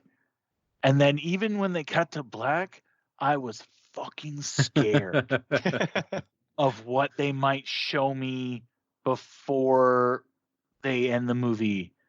Like, there's so much of that. Like, we talked about how, like, I can't believe the person went down to the elevator into the basement and left the baby upstairs. But that shit where she couldn't get the elevator to go upstairs and it just kept opening and there was that darkness. Oh, yeah. Holy F. There's certainly moments. No. Like, I have a storage locker in the basement of my condo. I actually wrote down sorry, not to interrupt you, but I wrote down in my notes, ask Ben how he feels about this scene, because I know the storage locker looks just like your storage locker. Nightmare scenario. Like, you would be stuck. and you like, let's say, like, I'm just thinking about the storage locker. I was down there yesterday, and there's a door that you have to use a pass key to get in. But then if someone wanted to just block that door, I can't get out. And then the light switch is by the door. So all it would be is what? Click. And then I'm stuck in the dark. And I just know that someone turned the lights off. So that reminds And- me of I'm actually a point that you made on, I forget what episode it was, but we were talking about modern horror movies and how you always have to make an excuse for their characters to not have their cell phone, because Yes. if you get locked down My there favorite today, thing. you just you turn Yeah. the flashlight on your phone and you can see around. Would still be spooky, but it's like, yeah, it's a little bit scarier in the 60s or 70s when you're using matches instead of flashlights. Yeah, that matches thing is just still wild because he had like four, like a thick thing of matches, and he's just holding it, and we all know how it's gonna go. And he's still, oh man, that is just, and it's so spooky. Like, additionally, it's just so spooky. And again, why? Not to go back to this, but the furnace was down there. Like, did they ever really explain why the furnace was behind a wall? And like, did they ever ask the real estate agent? You know, like, see, I don't I think what home the inspections F? weren't a thing back Well, like then. when they did the tour, did they That's not just show them the it, furnace? Like, yeah, everything that happened to them is their fault for not getting the home inspection. They closed that house. They closed on too that house quick, without a home too quick. inspection. Mhm. Yeah, it was the market, right? It was. They for want you to get it in. was an insane deal, Carlos. Yeah, I get it, And man. you know, we're all in that generation where we're not going to be able to buy a home unless it's haunted as fuck, guys. Yeah. That's how we're going to be homeowners. Haunted as F homes. I did not see They- my house before we bought it. We showed up See, on the there day you that we go. took possession. There, So wow, that's there the you new go. world. It's more realistic than Yeah. you thought. Yeah. If you get haunted, it's Don't look at- 100% your fault, Carson. Yeah. I think that's what we've learned. Check out old newspapers from that region, like, local newspapers. Yeah. Make sure you set it to the right tone before you start looking at it, though. Well, that's why I you bought a gotta, house you gotta that's get the 8 right years old. ambiance. Less chance of there being haunted in the last 8 years than if it's 100 years old. Well, That's my fair. house is 100 years old, so, but I did Yeah, do right. a home inspection, which did not include any like past murders, though. So I don't know. There Maybe. you go. And people don't Um, ask those kind of questions. No, they should, shouldn't they? Yeah. How many people were murdered here? That's a good a question to find out. Yeah. I Even if know- the answer is 0, at least you asked. Yeah, at least you asked, and Or I'm if, curious. let's say it's 2, right? Like, I'd want to know how, maybe, like, because if like, I just want to think about like what's the like how frequently would that repeat? You Yeah. know, is it like the I murder someone at this address every 5 years killer? Like, if that's the situation, I'm not gonna buy. Well, a question for the group, kind of on theme. So, back in my parents' place, when I went to high school, I lived with my parents, obviously. But down the road, I think the term that we're using now is unalived. But somebody unalived themselves in one of the houses. Hmm. Now, a lot of people have moved in and moved out, and they don't know that stuff, is what we found out as a family. I just asking, like, hey, what do you know about your house, right? Not Do you suspicious feel- at all. What? Do we tell these people? Like, is that something that we talk about to these folks, or do we just leave it alone? Do you know what I mean? Well, just yeah, leave that because there's alone. that. I think you leave Well, it there's alone, that yeah. moment in these movies, right? That where it seems ridiculous, but then you have the neighbor like, "Wow, I can't believe you moved into that house after what Right, happened." that's my point. Exactly. But is that the seed? Is that just Yeah. like the poison seed that sinks paranoia into any normal person, and then you've made them That's a good this point. crazy person now that they're in the suicide house? Before it was their dream home, and now they're in, that dude who murdered himself. Shoot, unalive. Shoot. Sorry, guys. Yeah. Carlos had it the What- right way the first Aw. time. So yeah. I will say, this Trigger. movie. Warning. I think this movie Annabelle. I think it falls into this horrible trope that a lot of horror movies have, which is they don't know how to end these movies because the ending's messy. It's chaotic. It makes no sense. Again, that lady kind of sacrificing herself to offer up her spirit. None of it makes sense. But I will say some of it has one of the most conceptually scary moments for me as a dad. I want to ask Paulo and Carson this specifically. One of them being the first scenes that we see where people break into the house. Yeah. That is a giant fear for me. I think there's a movie called Strangers that is all about home invasions, and it's based on a true story loosely, where people were going around knocking on the door asking for somebody, not expecting anybody to be there, but they're only knocking on the door to see if anybody's home so they can break in and steal stuff. But the point being is that home invasion in general is one of like my top tier scariest things that could possibly happen. I'll lock the doors. I'll check it twice. I'll go upstairs. I'll have my shower, get into bed, and I'll think to myself, did I lock the fucking doors? Did I do that? And then I'm like, I got to get up and check again. And I think if I ever turn into a ghost, I'm going to be the worst ghost in the world because I'm constantly checking doors to make sure they're locked. So I told Rebecca. The door just continuing to lock and unlock. Yeah, exactly. I told my wife, if I pass away and you see locks are going crazy, that's just me. That's just me making sure the house is safe. Yeah. That's all that is. So that was one of the biggest ones. And the other one, the one that I've never realized until I became a dad was how paranoid I am to anything happen to my kids. And that viscerally, like, if I like seeing, there's this one scene where the baby is, supposedly dead, and the mom's having this panic attack and freaking out that she's passed away. Like, that tore into me like nothing before. It's so hard to watch, and I have a hard time watching like those kind of movies because it's hard not to see my kids in those scenes, and not feel it like a parent. I wanted to ask Carson and Paulo, like, how do you guys watching this? For the first time, I think for Carson and Paulo, watching this, what were your initial thoughts, and like, how did that resonate with you as parents? So that actually hit me a little bit more on The Conjuring because, as I said, this is usually not my type of movie, but when I was watching The Conjuring, I felt like I was coming into it from the perspective of like, is this movie hitting me a little bit more because it is a family with kids and like dealing with, ghosts or demons, whatever, coming after your kids. And so while I was watching it, I was almost thinking like, okay, am I getting soft just because it's relating to me now? Whereas with Annabelle, it kind of dispelled that myth for me because even though it was much more direct to where my situation is now, like young daughter, it was so like I was so out of it with Annabelle that it almost felt like surreal or distasteful that they were trying to do those things because I wasn't even on board with the movie.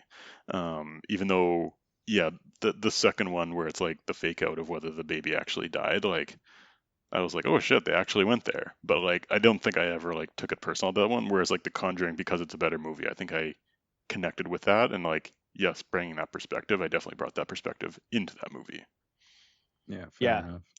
Yeah, that was the big one for me too. So like just adding context to what Carson just mentioned, where the fake out is like it's the climax, and the mother is being fed all these visions, right? Like the demon's tormenting her, she's isolated, and then she sees the doll in the crib, and she thinks she smashes the doll against the crib, and she's smashing it, she throws it on the ground, and then she comes to her senses, quote unquote, and then she sees her baby on the ground. And that one was the big one for me. Like that one really hurt.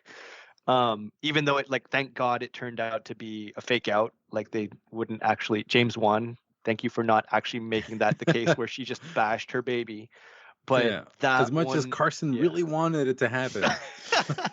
So you joke, but like one of my disappointments with Annabelle, and maybe this is connecting too close here, but it's like, it's a prequel. Why do any of these characters need to survive? Like, you're trying to set up how badass Annabelle is. Like, just kill the family. You don't need them to live. Yeah, that's true, though. Even the priest, so many chances, like, knock him off the bridge while he's driving. You threw him off the steps of the church, which was really weird, by the way, like a weird visual. He's just standing there, and then he, flies away. But he's totally fine after. And it was especially weird that they didn't kill him because they were referencing The Exorcist so hard visually with him that I was like, oh, Yeah. of course you're going to kill him. But then they just didn't, I guess.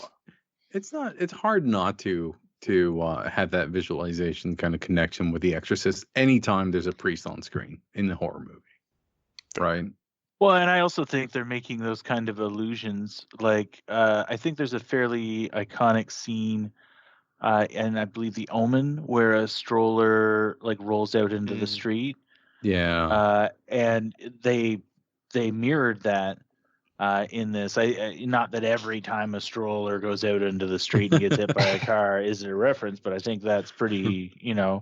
They're playing with that idea of demonic possession, and in this case, although again, I think they did a pretty serviceable job at each turn of making you think for at least a second that they killed that baby. Yeah, 100%. And that's where they like definitely. I was gonna say, like, they landed that plane. It became like too surreal for me to really connect with as a parent, because like for me, when I had a baby and a stroller, anytime I was at a place that had like a 0.5 degree angle, I was like gripping that stroller. There's no way I would just like turn around and let a stroller behind me like roll down into a street.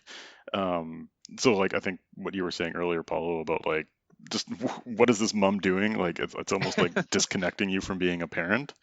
No, but that's happened though. So I'm sure quick it's happened. story. Yeah. Oh yeah. Well, here I've been driving down the side streets of Toronto, and this mom was not paying attention, and so she's crossing parallel to where my car is going, and she decides, instead of getting onto the curve, to turn. So she goes from being straight on, again parallel to me, to all of a sudden being across from me, because she decides to turn the stroller and cross the street without going on to the actual sidewalk.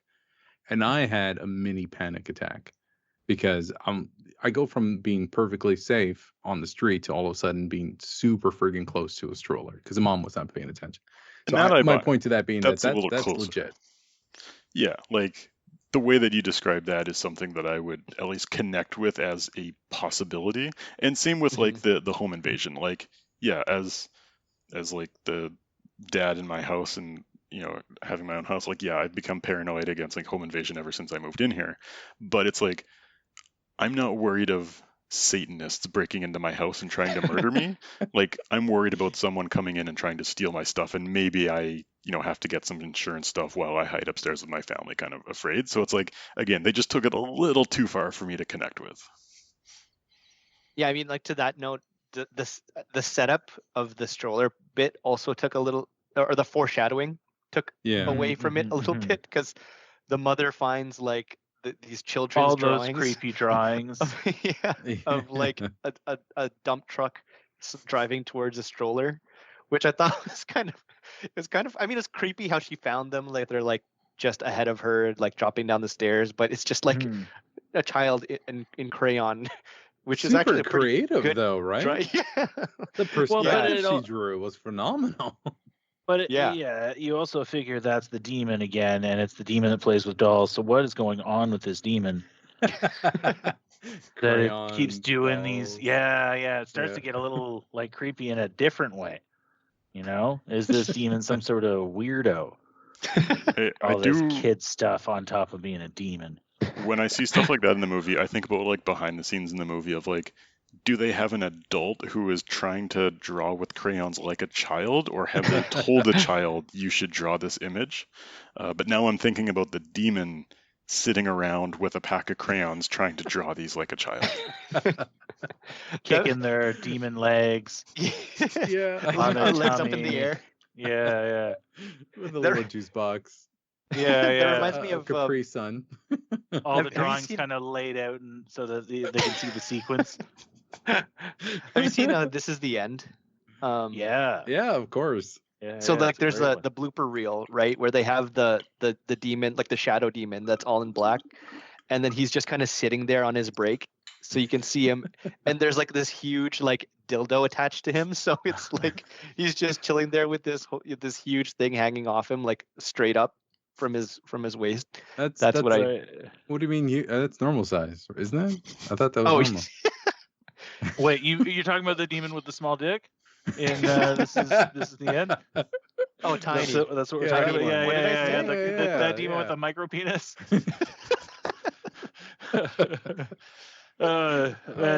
Speaking man. of, guys, I had to go to the hospital earlier because I had a bit of a sitting accident. If you know what I mean. I swear mine is large as well. Oh, man. Okay, I let's think bring that's this what back. we're all saying. Yeah, let's bring it back.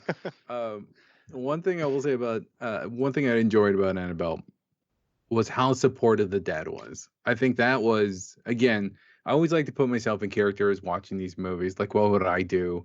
And it was nice to see a dad or the husband believe the wife right off the bat. Because too often do we see these movies and the dad's like, oh, you're just crazy, you're just pregnant, you just got women brain. I don't like, how is that a thing? Do you know what I mean? Like it's made up kind of thing, and it Especially was for the nice time to period, see. right? Yeah, exactly, in the 70s, right? So it's rare for the 70s, but it was nice to see a dad be like, I'm with you, I believe you 100%.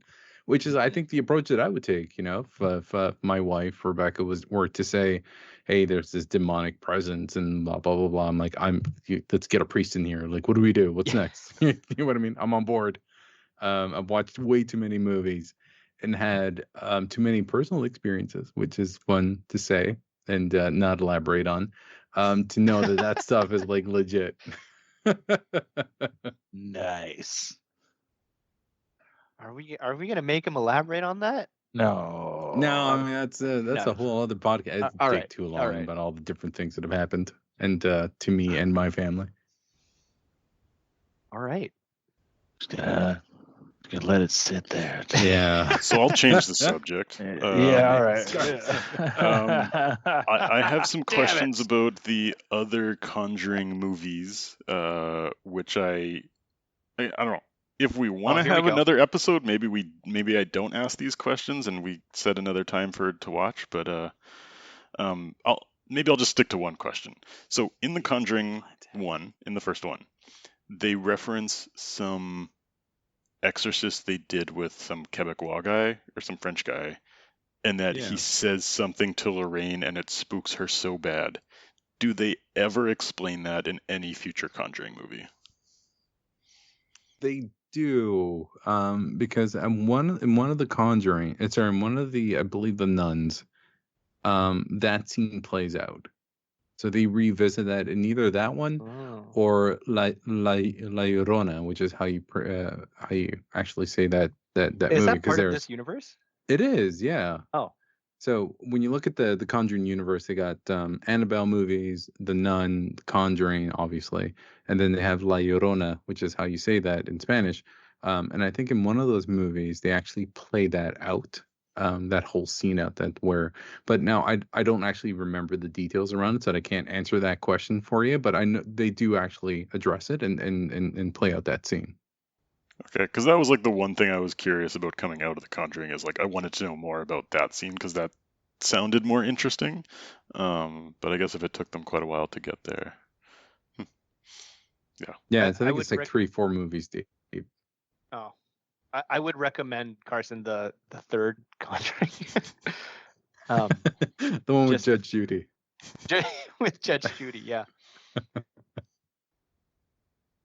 What was your other question? I didn't want to go too much. I know, Ben, you had some other questions. Oh, okay, yeah. One I had was anyone else kind of disappointed when the second demon didn't barf?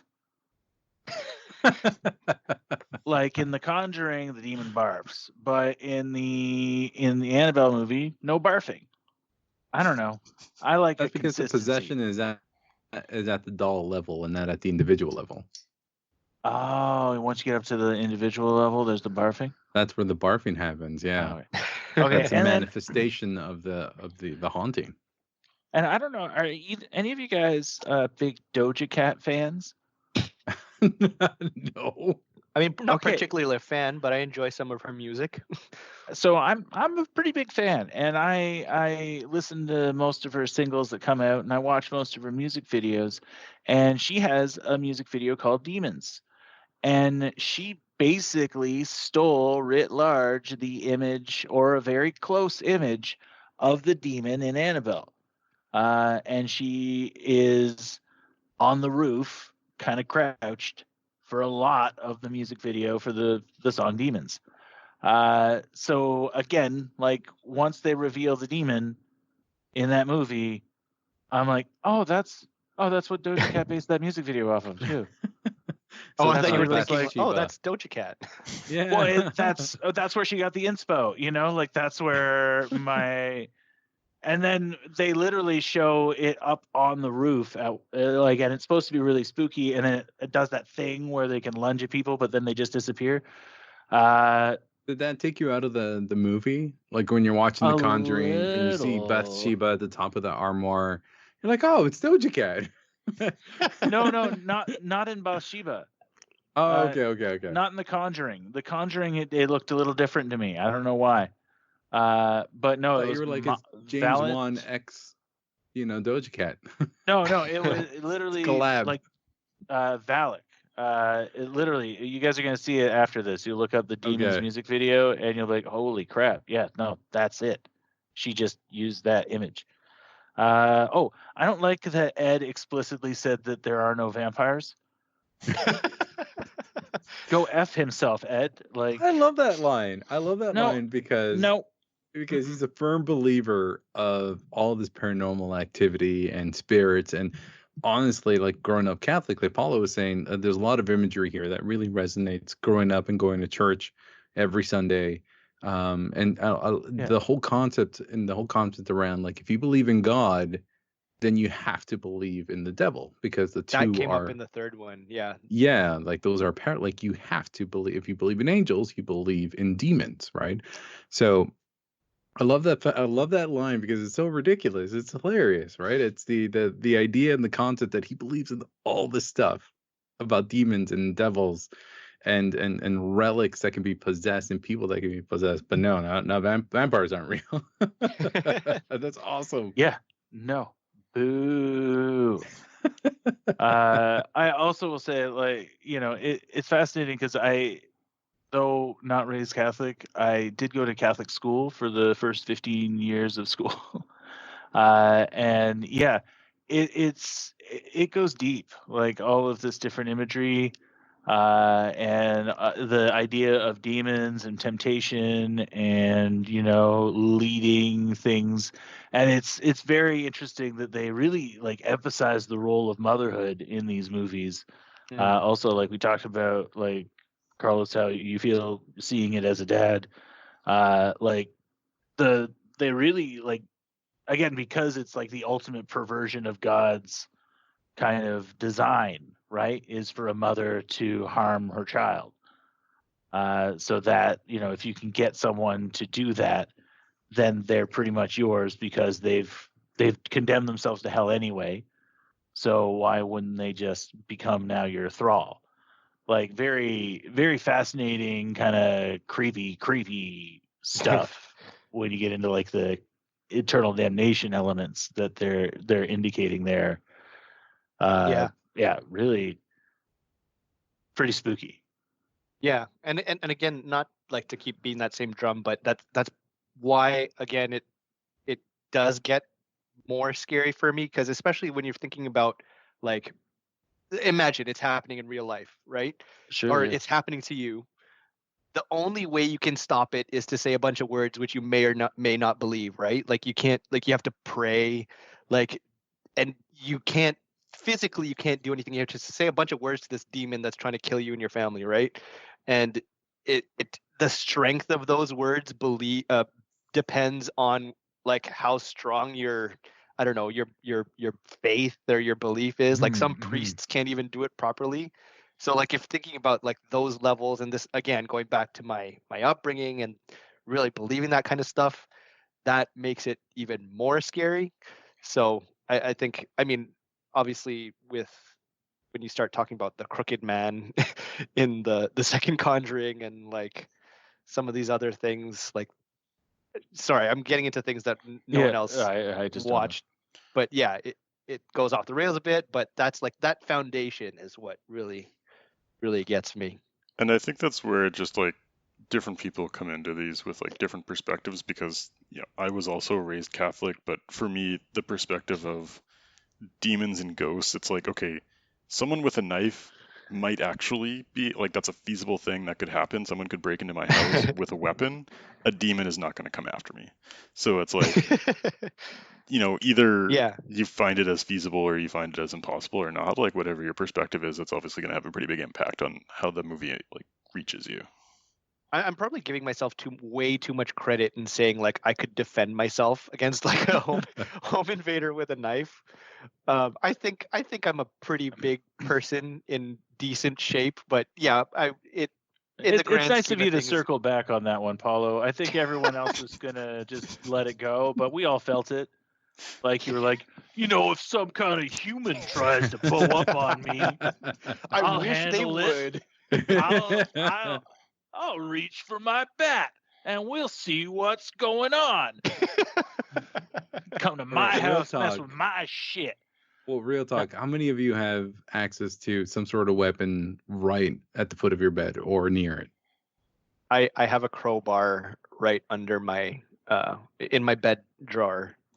Yeah. So I have thought about getting a baseball bat, but do you guys know how expensive baseball bats are these days? You can't just buy like a cheap bat.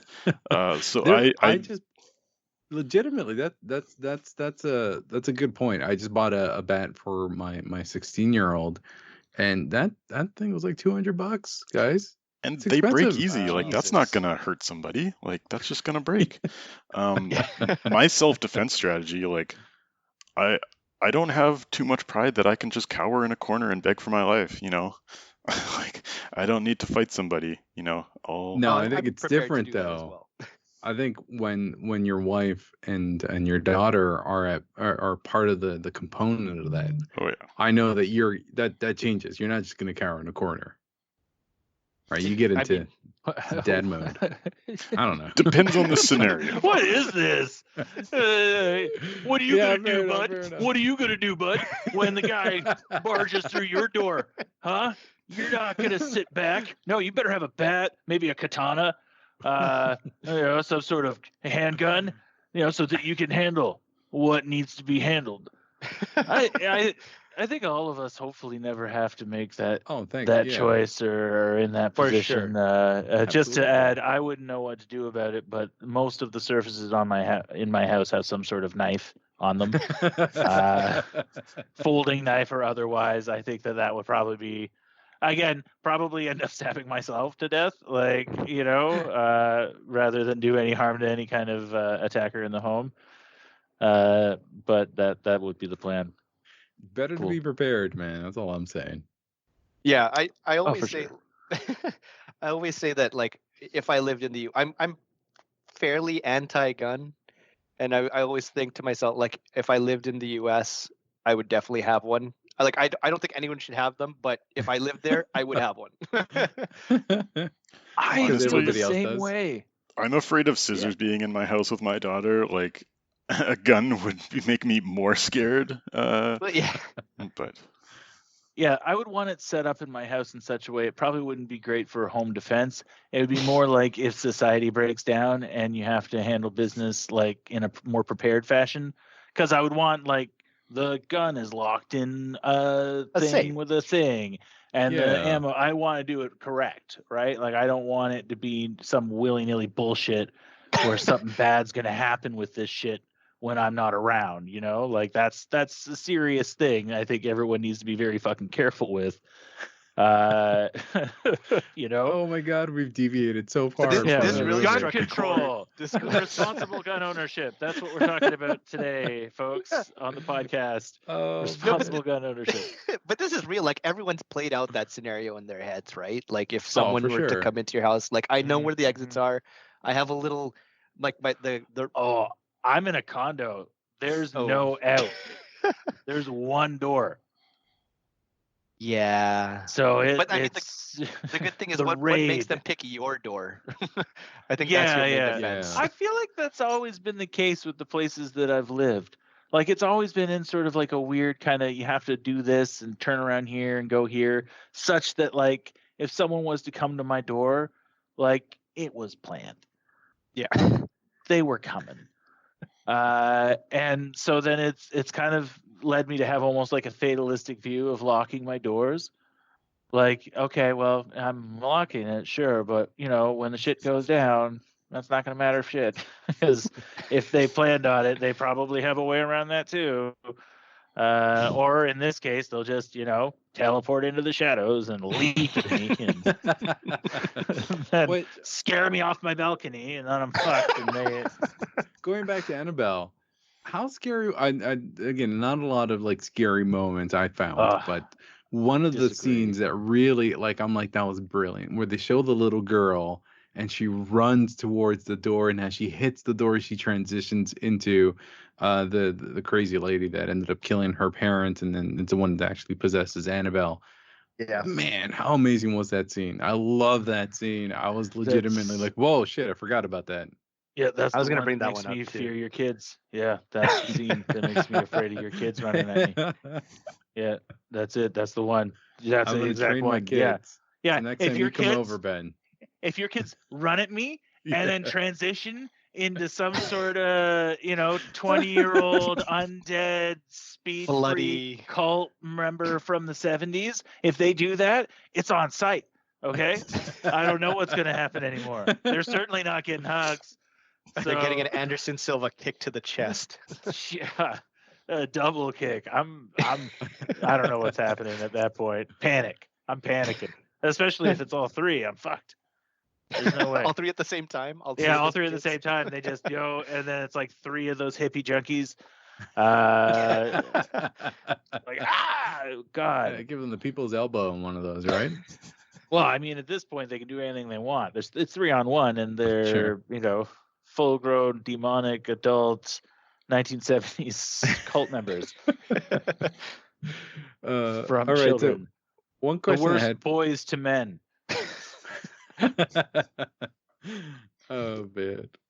One question I had for y'all, and so I've watched a crap ton of scary movies in my past.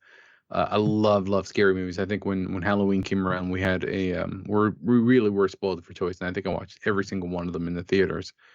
I know that Paula, you had mentioned that you'd watched A Haunting in Venice, which was a great movie. I thought, really fun, a lot of fun. But my point being is, where would you rank it? I know Annabelle would probably be pretty low because, again, the ending was really a bit of a mess. But when you think about the scary movies that y'all have watched, we can include slasher movies in there, or like gory movies as well, like what's the Hills Have Eyes, or House of a Thousand Corpses, right? The Rob Zombie movies. Where does this stuff land as far as true, genuine fear in the list of movies? And what are the movies that actually trump this movie for you? Oh man.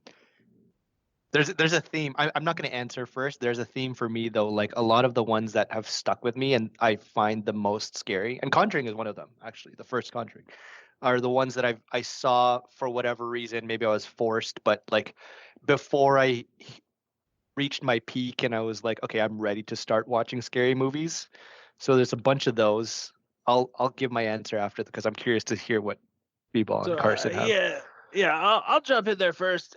So I've seen quite a few scary movies, mostly classic scary movies, because I was trying to fill in sort of these are some references that I would like to have, kind of movies. So in terms of some stuff that I would rank it amongst, it kind of reminds me of almost like a more slick Texas Chainsaw Massacre, in the way that they play with like that weird whining tone kind of music, where you're kind of again, that tension, that visceral uncomfortableness. And in the Texas Chainsaw Massacre, you can kind of see the rotting meat of the taxidermy, and in this they reference the rotting meat smell of the dead, in at least The Conjuring.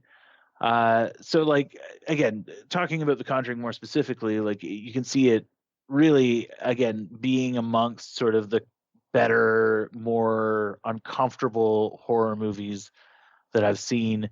In terms of stick with it scary, because it's so slick, like it's done so well, like there's a polish to it that I think makes it less scary than other movies that I've seen that are trying to scare you. Like something about the way that The Exorcist is shot and the way that you end up watching it, and it's not quite right in a way that I don't think that The Conjuring really allowed itself to be. Like, because it's well done. Like, it is so well done that it almost is too well done. When stacked against the different horror movies and kind of what I found the most sort of compelling about horror movies. Again, big, oh, that's gruesome. This is a whining, awful kind of, again, seen House of a Thousand Corpses. You know, there's that grotesquerie to it. They showed pretty good restraint around a lot of the grotesquerie. Like, it's again really on the what don't you see, side of things. Again, so I would say this is up there. I would say, like, Exorcist, Texas Chainsaw Massacre. I would put those above it. But then, your creature horror, where it's like a vampire or a werewolf or some sort of monster where there's rules and whatnot. I find that would be less scary than this. Like, Yeah, I'd put it above that. Maybe somewhat in the line with like The Ring, and that It's style high? of movie. Yeah, I would say it's around there. At least The Conjuring. Again, Annabelle. It's Low. tough to get past it just makes a couple little mistakes towards the end there, which for me just kind of removes it from being super scary.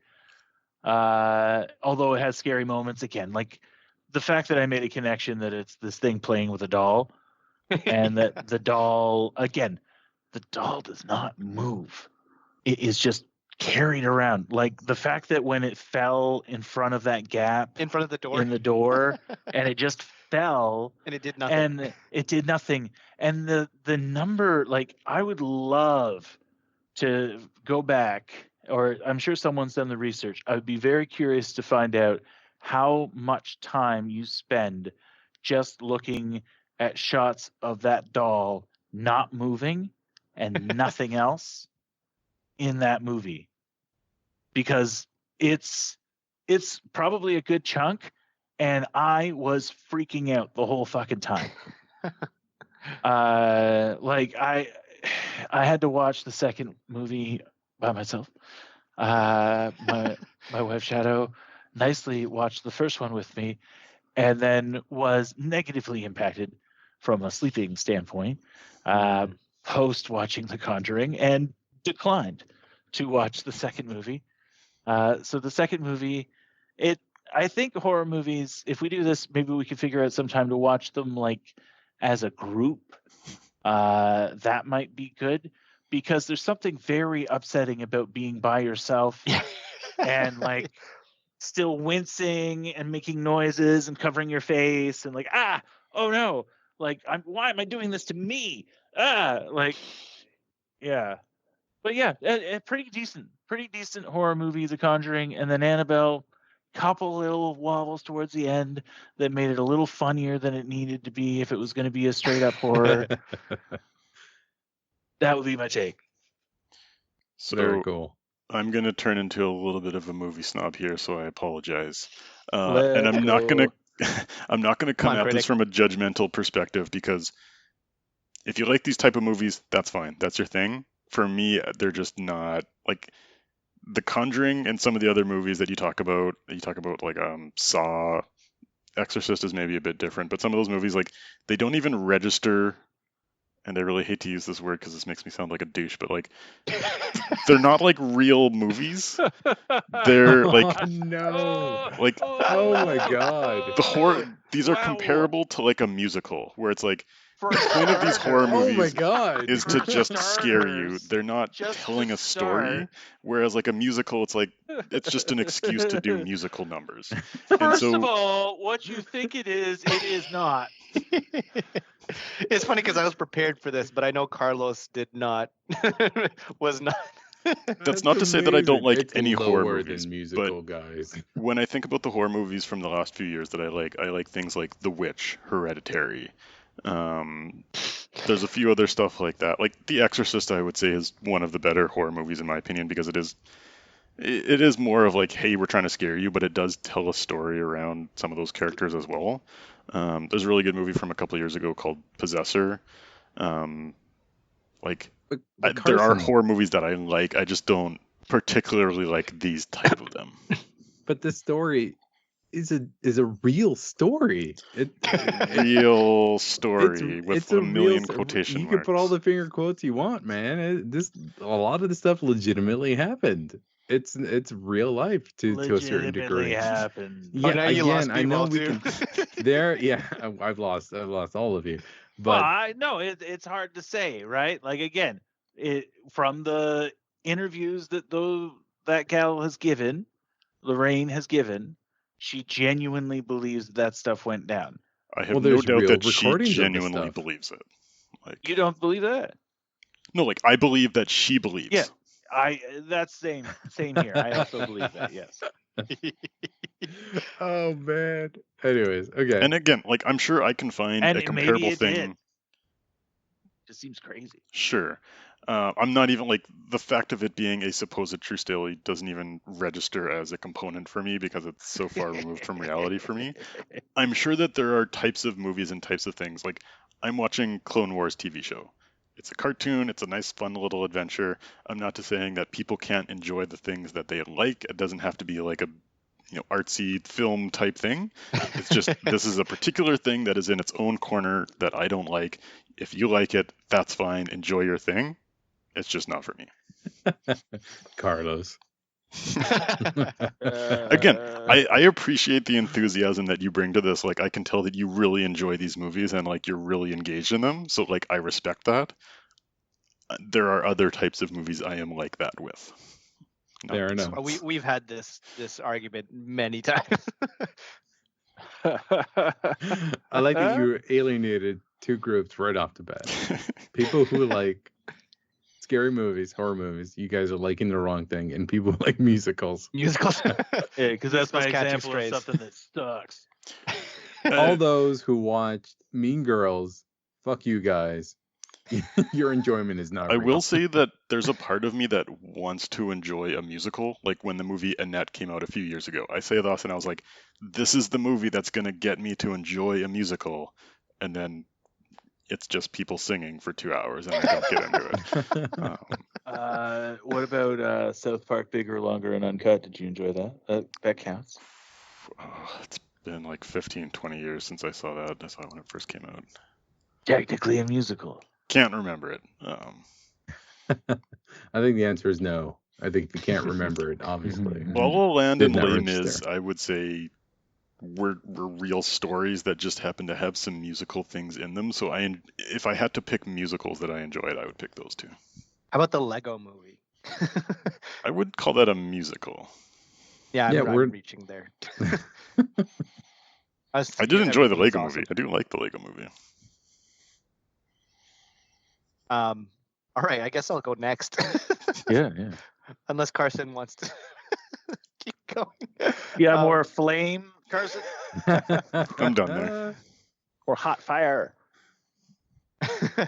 Mine are like all over the spectrum. Conjuring, like I mentioned already, is up there. It was one of the more scary movies for me.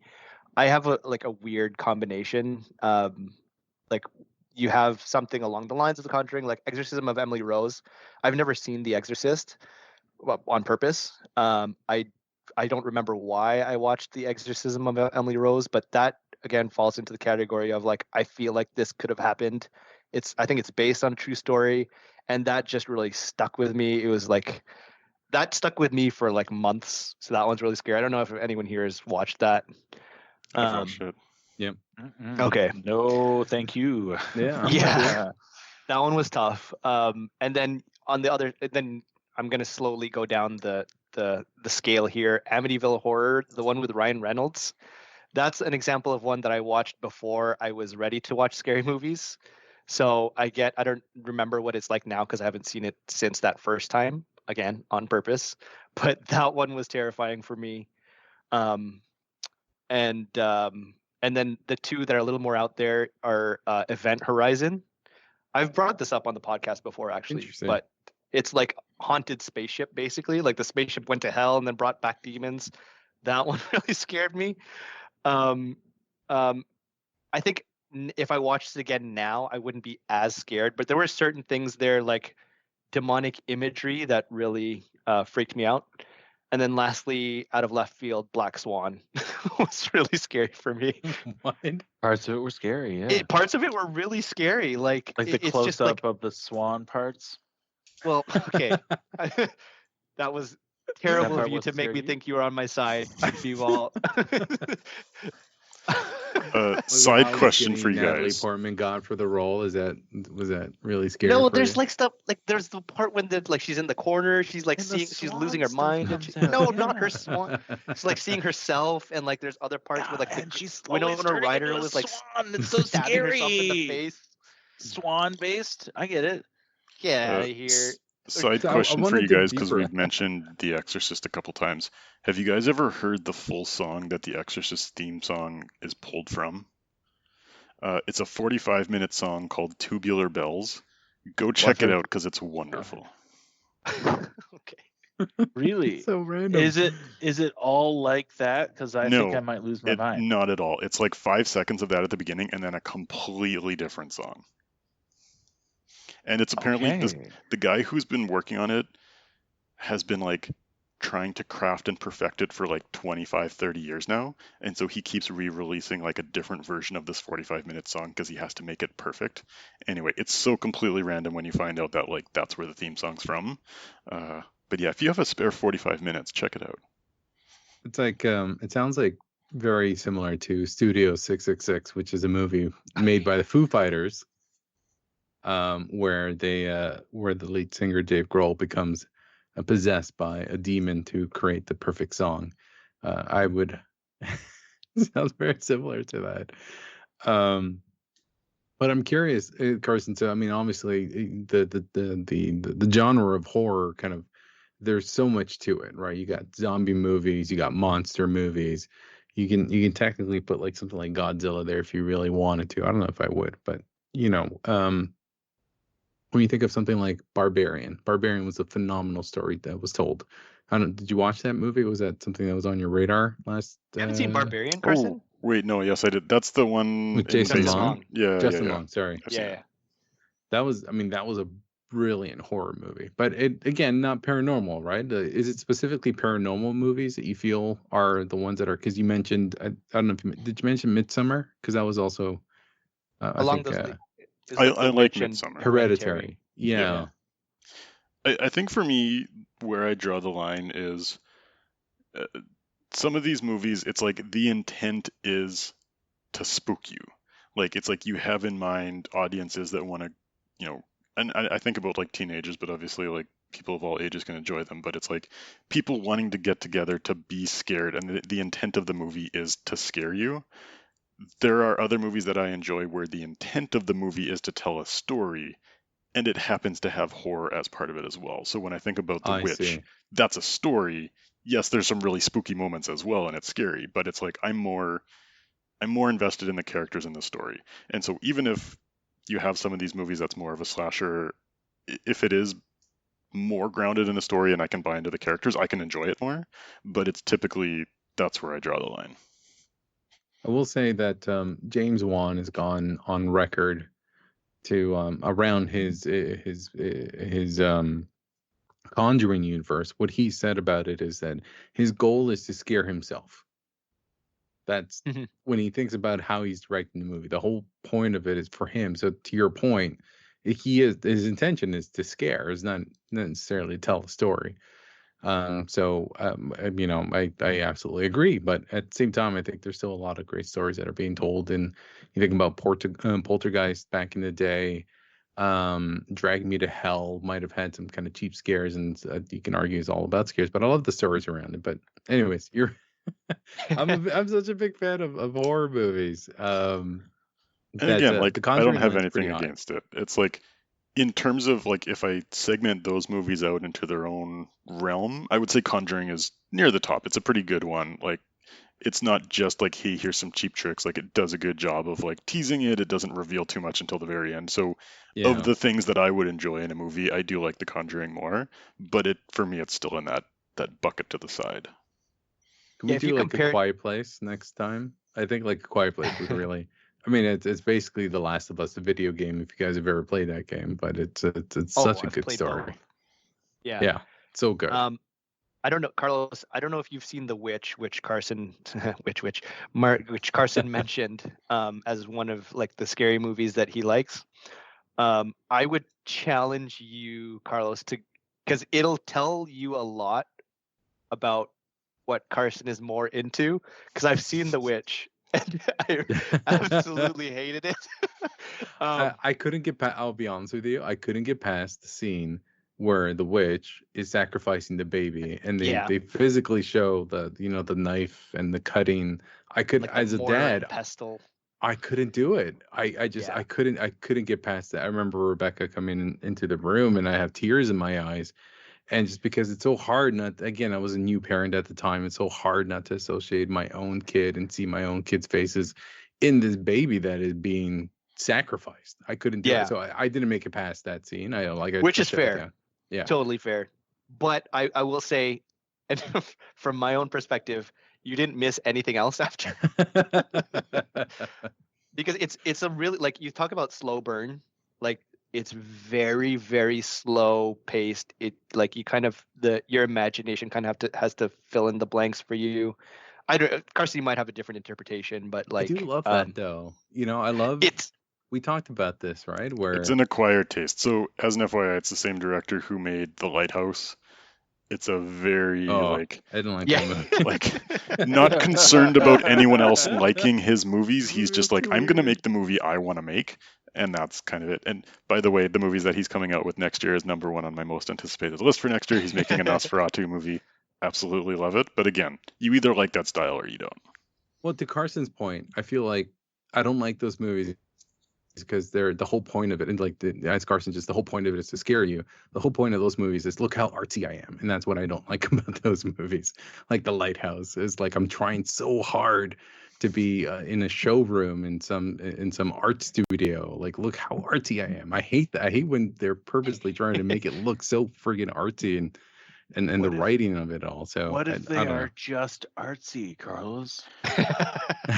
And that's the one argument I would make for Robert Eggers, who's the director. Like, I get where you're coming from. There's a lot of movies out there that I've liked more in the past, and as I get older, I think I'm starting to get more annoyed by.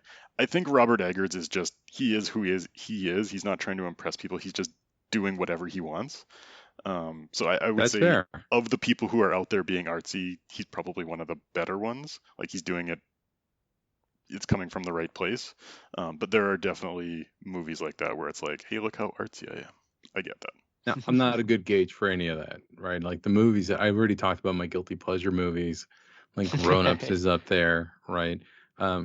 We recently watched Romeo and Michelle's high school reunion again, right? That's like, again, there's a lot of movies that there's a lot of I enjoy the bad movies. I love movies where I can shut off my brain and just escape for a bit, right? Because my brain's always on during the day working, right? I think we can all kind of relate to how stressful our jobs can be. I love an opportunity to escape, and that's what movies does for me. And I love the aspect of scary movies because of it. I do have a list of recommended viewing for shorts because I love shorts. I think what I find is that what are we talking? Nike, Adidas, basketball length. Yeah. Just off the top, in case anybody's interested, I would recommend Lights Out, which actually turned into a full-fledged movie. The short that they've made for it was so good that people are like, I want a whole movie of that. Is like, if you watch the short on YouTube, all of these you can find on YouTube. It's phenomenal. One of the other ones is The Other Side of the Box. Absolutely love that one.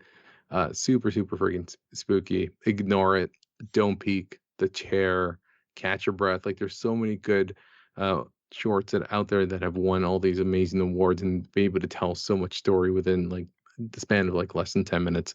So I strongly recommend to anybody listening, if they want to get just a tad bit of a dose of what I think we got in The Conjuring, not so much in the Annabelle movie, but please watch those movies or short movies, because I think you find it to be quite great, quite awesome. I will add on to that, because we're getting near to so the Oscars coming out every year, they have like those shorts categories. The nominees, you can usually find them online, and they are quite wonderful. Like whether that's horror, documentary, or anything, like there are really good things that are out there. I wish short films got a little bit more respect and more recognition, because I absolutely agree with you. You can tell some really great story, and there's some really good stuff out there. Yeah, check them out if you can. I often get frustrated. I mean, a good example of that, again, I know I'm deviating a little bit, but if you ever watch any of the when they made the Star Wars game, it's getting so left field, but when they make these Star Wars games and there's these opening cinematics or cinematics for the trailers, and you look at these movies and you're like, or these short movies, and they're telling these really short stories around the Jedi Order, and it's like, if they can do that in like 5 minutes, tell so much story, build such a great world in those 5 minutes, why can't they get it right with any new movies as they come out? But my point to that is, yeah, I absolutely agree with you. Like the story, like when I almost feel like if you condense the time, like you got 5 minutes, 10 minutes, go. There's almost more creativeness that happens in those 5 minutes, 10 minutes that you get in like a 2-hour full-fledged film. Those are my 2 cents. Dead air. No, that's all right. I think we're worn out from the from the experience. It was definitely I mean, at least for me, because I watched like 4 of the movies, 2 of which were the only ones that we were supposed to talk about. But how'd you do at night? I did okay. I think after the 3rd one, I was a little desensitized, which I think is a good thing. But it also helped that like Conjuring 2 and 3 were not as scary. I mean, Conjuring 2 more so, Annabelle even less so. It was more so about the jump scares at that point than like what was really creepy and sticking with me. I'm standing by stuff like Black Swan. There's some creepy stuff in there, man. Watch it through a different Paul, lens. we all know what you're talking about when she's transforming into the swan. Like, it's really spooky. We're all, yeah. I just know that when The Haunting of Hill House came out, Rebecca and I, my wife and I, we binge watch it, and we had nightmares because we would watch like 4 episodes, and they're each an hour long, and it was just before bed. That's why I was curious how you did at night, going to sleep. And well, the difficult thing for me, so the most difficult thing for me was, again, like having my daughter sleep in like a pitch black room. Now the layout of my house, there's her room and my room are joined by a closet, so I can go through the closet to get into her room, but I have to like crouch under some jackets, go around a hamper. And I do that because if I open the door, it creaks. She wakes up, she hears it. So I go through the closet, but it's like I'm going through a pitch black closet. There's stuff to my right that I can't see. So this entire like ordeal, I have to do 5, 6, 7, 8, 9 times a night because she keeps waking up, right? She's a baby. And then it's just dark room. Sometimes I put her back to sleep. And then like suddenly she'll start screaming again, like while I'm still standing there. So that kind of stuff did not help. And I think that was the hardest part. Just like having those thoughts in my head, like the little girl standing at the door and then running, like just thinking of that while I'm hunched over a crib and who knows what is behind me. Like that was tough for sure. I can just see Carson's eyes kind of going and just picturing the layout and already starting to build a story around how you can build that into a scary movie, right? That not using the door, but instead using this consistent in between the closets. I like that's a great setup. That's a brilliant setup for a good scare. Enjoy that, by the way. We should come back and make like our own scary movies on another episode. It does feel Swan, like, right, Ben? Pardon? with swans. Oh yeah, no. If we want to really get terrifying over here, Oh, fuck you. I was going to say for the next episode, I'll pick the horror movies. They will not be English language speaking. And we'll see how you guys do on those. I don't want to. I love those, man. I'm down for that. Watching the we have- original Ringu in Japanese, like those are the Korean movies are phenomenal. There's so many good, especially anyways. Oh, it's we not gonna have be like that, English- Carlos. Can we have English dubs for your boy? Like you guys can watch it in the subs if you want, but if it could be, movies that have an English sub for your boy, dub, the one where you can hear it, man. I can't be reading my movies. I know that means I'm a dickhead. I'm sorry. It's cool. It's cool. I'll do it. But still, come on, if it's possible. Also, on the horror thing, I know we aren't talking about TV shows necessarily, but if you haven't seen the TV show Yellow Jackets, it's fairly recent, and it's about this high school soccer, women's soccer team that goes missing in the mountains, and then how they got out of there, including surviving throughout at least one winter. And it is spooky. Basically, the movie Alive with cheerleaders. No, Carlos. No, it is not. There's a lot of cheerleaders. really creepy elements. And then, of course, they also flash forward to like them as older people, and Juliette Lewis is one of them, and they're all Christina Ricci is another one, all very good actors. It's solid, and also a show that I routinely would refuse to watch after the sun had gone down. Would not watch it. Only watch it during the daytime. Not worth it to me to watch it at night. I'm the best person to go to one of those haunted houses that they have, or what's it called? Screamers? Yeah, it's Screamers on Halloween. Yeah. I'm unfazed, guys. I walk through that like a friggin' champ. Yeah. I'm like, hey, how's it going? Right when they pop out of the corner. I used to work at Canada's really? Wonderland. I was one of the monsters at Canada's Wonderland. Ah, cool. That's amazing. I went and got not you, talk about Carlos. that? I was pretty good. You What kind of monster were you? I did it for a few years actually. What was like as a doctor monster, like the zombie, different stuff. Nice.